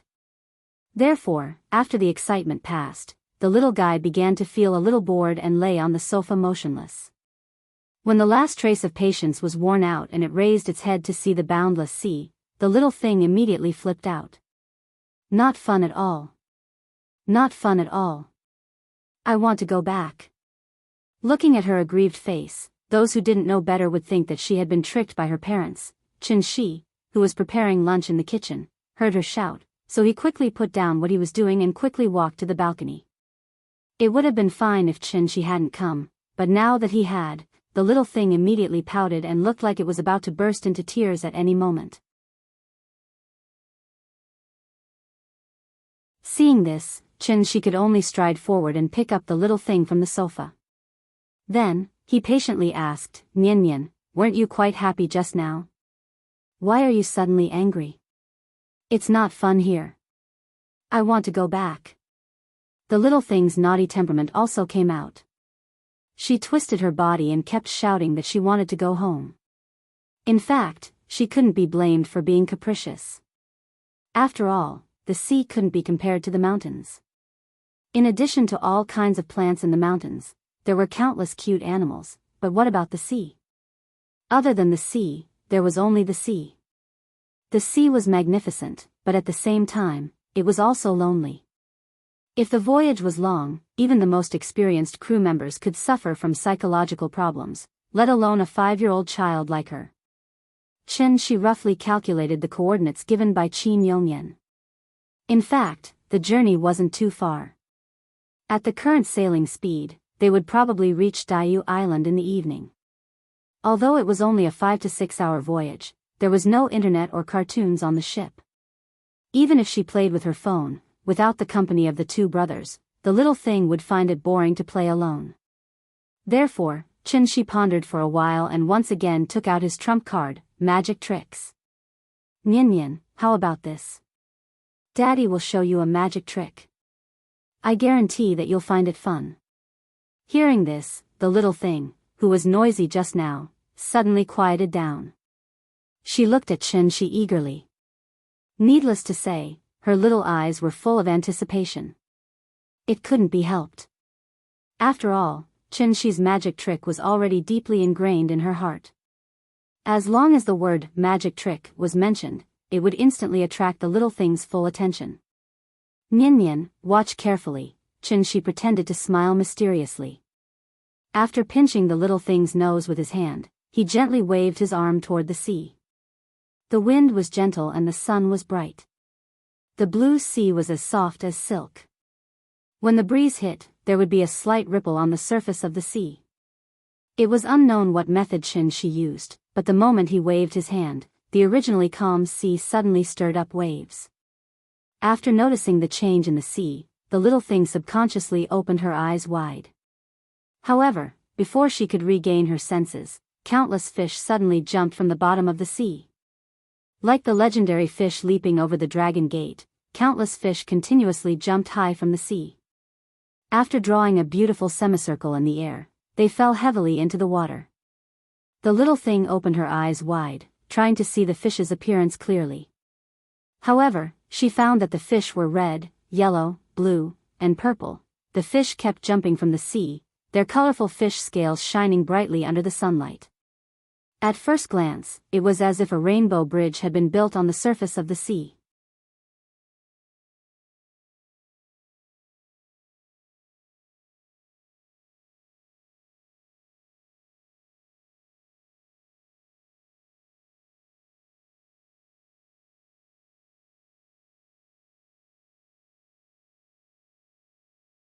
Everyone was discussing in low voices, one after another, so much so that the square was about to become a vegetable market. At this time, a woman who looked to be about 40 years old, but still had her charm intact, quickly walked out of the ancestral hall. The woman looked at the noisy crowd and immediately frowned. Silence. The woman only slightly opened her mouth, but her voice was like a thunderclap, instantly causing everyone's ears to buzz. Where is this place? How can you all be allowed to make a racket here? The woman looked around with a cold face, and wherever her gaze landed, everyone lowered their heads and listened obediently. For a moment, the whole place was so quiet that even a pin drop could be heard. Seeing that no one was talking, the woman stood on the steps outside the ancestral hall, as if she was about to announce something. But just as she opened her mouth, before she could make a sound, a white figure suddenly descended from the sky and landed directly beside the huge bronze cauldron in the square. The woman instinctively wanted to scold that person, but when she saw the person's appearance, she immediately bowed and said, "Greetings to second granduncle." Hearing this, everyone looked sideways. Then, they followed the woman's example, turned around and bowed respectfully to that person, and shouted in unison, "Greetings to second granduncle." This scene was very similar to an ancient emperor going to court. After everyone finished speaking, the second granduncle, who was the center of attention, smiled and said, "Everyone, get up. I'm not the clan leader, so why are you so respectful?" "Thank you, second granduncle." After hearing the second granduncle's response, everyone straightened up and looked straight at the ancestral hall. At this time, Jiang Yuankui, who had been staying in the ancestral hall, slowly walked out of the main hall as if he had just heard the noise. Although he was the clan leader, his seniority was much lower, so he had to bow respectfully to the second granduncle like everyone else. Greetings to second granduncle. However, although Jiang Yuankui bowed to the second granduncle did not respond to him. After the second granduncle looked at Jiang Yuankui up and down, he suddenly seemed to think of something and threw out an earth-shattering sentence. How long have I been in seclusion? Even the clan leader has changed. Is your father dead?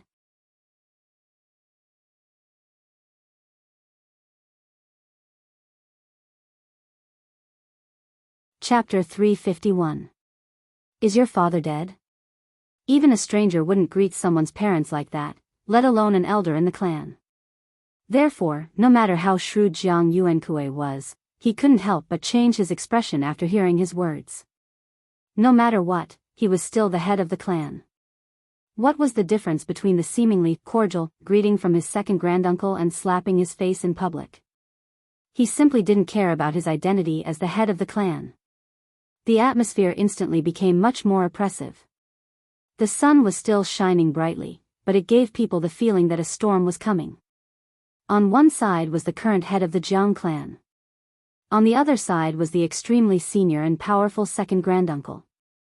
Everyone present was old and experienced. Seeing that the situation wasn't good, they immediately buried their heads and didn't even dare to breathe loudly. They were afraid that the fire at the city gate would affect them. No matter what, Jiang Yuankui was still the head of the clan. Even if he was provoked by his second granduncle, he couldn't lose his composure because of this. Therefore, after taking a deep breath, Jiang Yuankui forcibly suppressed the anger in his heart. Then, he forced a smile and said to his second granduncle, "Thank you for your concern, second granduncle. My father's health is still good. He's currently deducing the way of the celestial being with many ancestors on Heron Island." Hearing this, his second granduncle suddenly chuckled.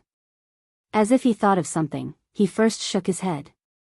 Then, as if he was talking to himself, he casually muttered, "A bunch of old farts." Although his voice was soft, everyone present wasn't a cultivator. How could this sentence escape their ears? However, everyone acted as if they didn't hear it. Even the woman who had signaled for everyone to be silent seemed to have lost her hearing. She stood in front of the ancestral hall with her head lowered and her eyes looking straight ahead. Everyone present was silent. Jiang Yuankui frowned and remained silent for a while. Finally, he raised his head and said in a slightly cold tone, "Second granduncle, you've just come out of seclusion and you're already in a hurry to call the clan meeting. May I ask if there's something you want to discuss with everyone?" As he spoke, Jiang Yuankui deliberately emphasized the word old. It was probably to remind his second granduncle that he was the one who should die of old age the most on Diyu Island. In fact, Jiang Jingqing, who was respectfully called second granduncle, was not old at all. Judging from his appearance, he didn't look like an old man at all. He looked like a young man in his early 30s who could almost be considered a youth.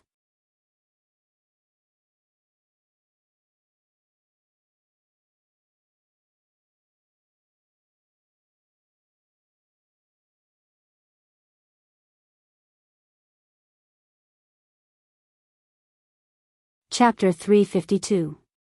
The sunset glow was always extremely beautiful. At the end of the sea, a huge kumquat-like setting sun stood above the horizon of the evening. A thin mist held up the perfectly round reddish gold. Looking from afar, there was only this shining golden wool left at the intersection of the sea and the sky. As the golden wool continued to fall, the orange-red sky was gradually dyed with some indigo, blurring Diyu Island's figure in the sunset glow. This scene was extremely similar to the beautiful artistic conception described by Bai Ji in the Song of the Mu River. The setting sun spreads out on the water, half of the river is red, and the other half is red. Unfortunately, although the setting sun was beautiful, it always gave people a feeling of loneliness. Perhaps it was because she had been on the boat for too long. The little girl was curled up on the sofa and fiddling with her phone in boredom. When Qin Ruoying brought a peeled apple to her mouth, she opened her mouth lazily and slowly took a bite. Looking at the cute way her little mouth puffed up, coupled with her salted fish-like expression, this little thing was just short of hanging a sign around her neck with the words, "Nothing to live for," written on it. Suddenly, the little thing seemed to have heard something. She sat up from the sofa and leaned against the railing, stretching her neck to look around. Whoa! Looking at the Diyu Islands that suddenly appeared in front of her, the little thing's eyes suddenly widened. Mama! Look! An island! There's an island here! The island that suddenly appeared was like a power bank, instantly charging the little thing who had been on standby for a long time. Mama, I want to go there to play. As she spoke, the little thing couldn't wait to jump off the sofa and step up the stairs to leave the balcony. Seeing this, Qin Ruoying could only put down the fruit in her hand and follow her to the bow deck. She was looking at the top of Qixia Peak thoughtfully. Seeing this, the little thing timidly crept toward him. This little thing was mischievous. It wanted to scare Qinshi, but it didn't expect that its little trick had already been seen through by Qinshi. Therefore, when she came behind Qinshi and was about to open her mouth to make a sound, Qinshi reached her first and lifted her up from the ground. Nian Nian, you've got guts. You even dare to come and scare Daddy. Qinshi held her in his arms and shook her a few times, but it was as if he had poked the little thing's laughing acupoint. Immediately, she let out a series of giggles. After the father and daughter played around for a while, the little fellow leaned on Qinshi's shoulder, pointed to Diyu Island, and said coquettishly, "Papa, can we go up and play? Of course, when the boat docks, Daddy will take you up to have some fun." After hearing Qinshi's affirmative answer, the little fellow excitedly gestured for Qinshi to put her down.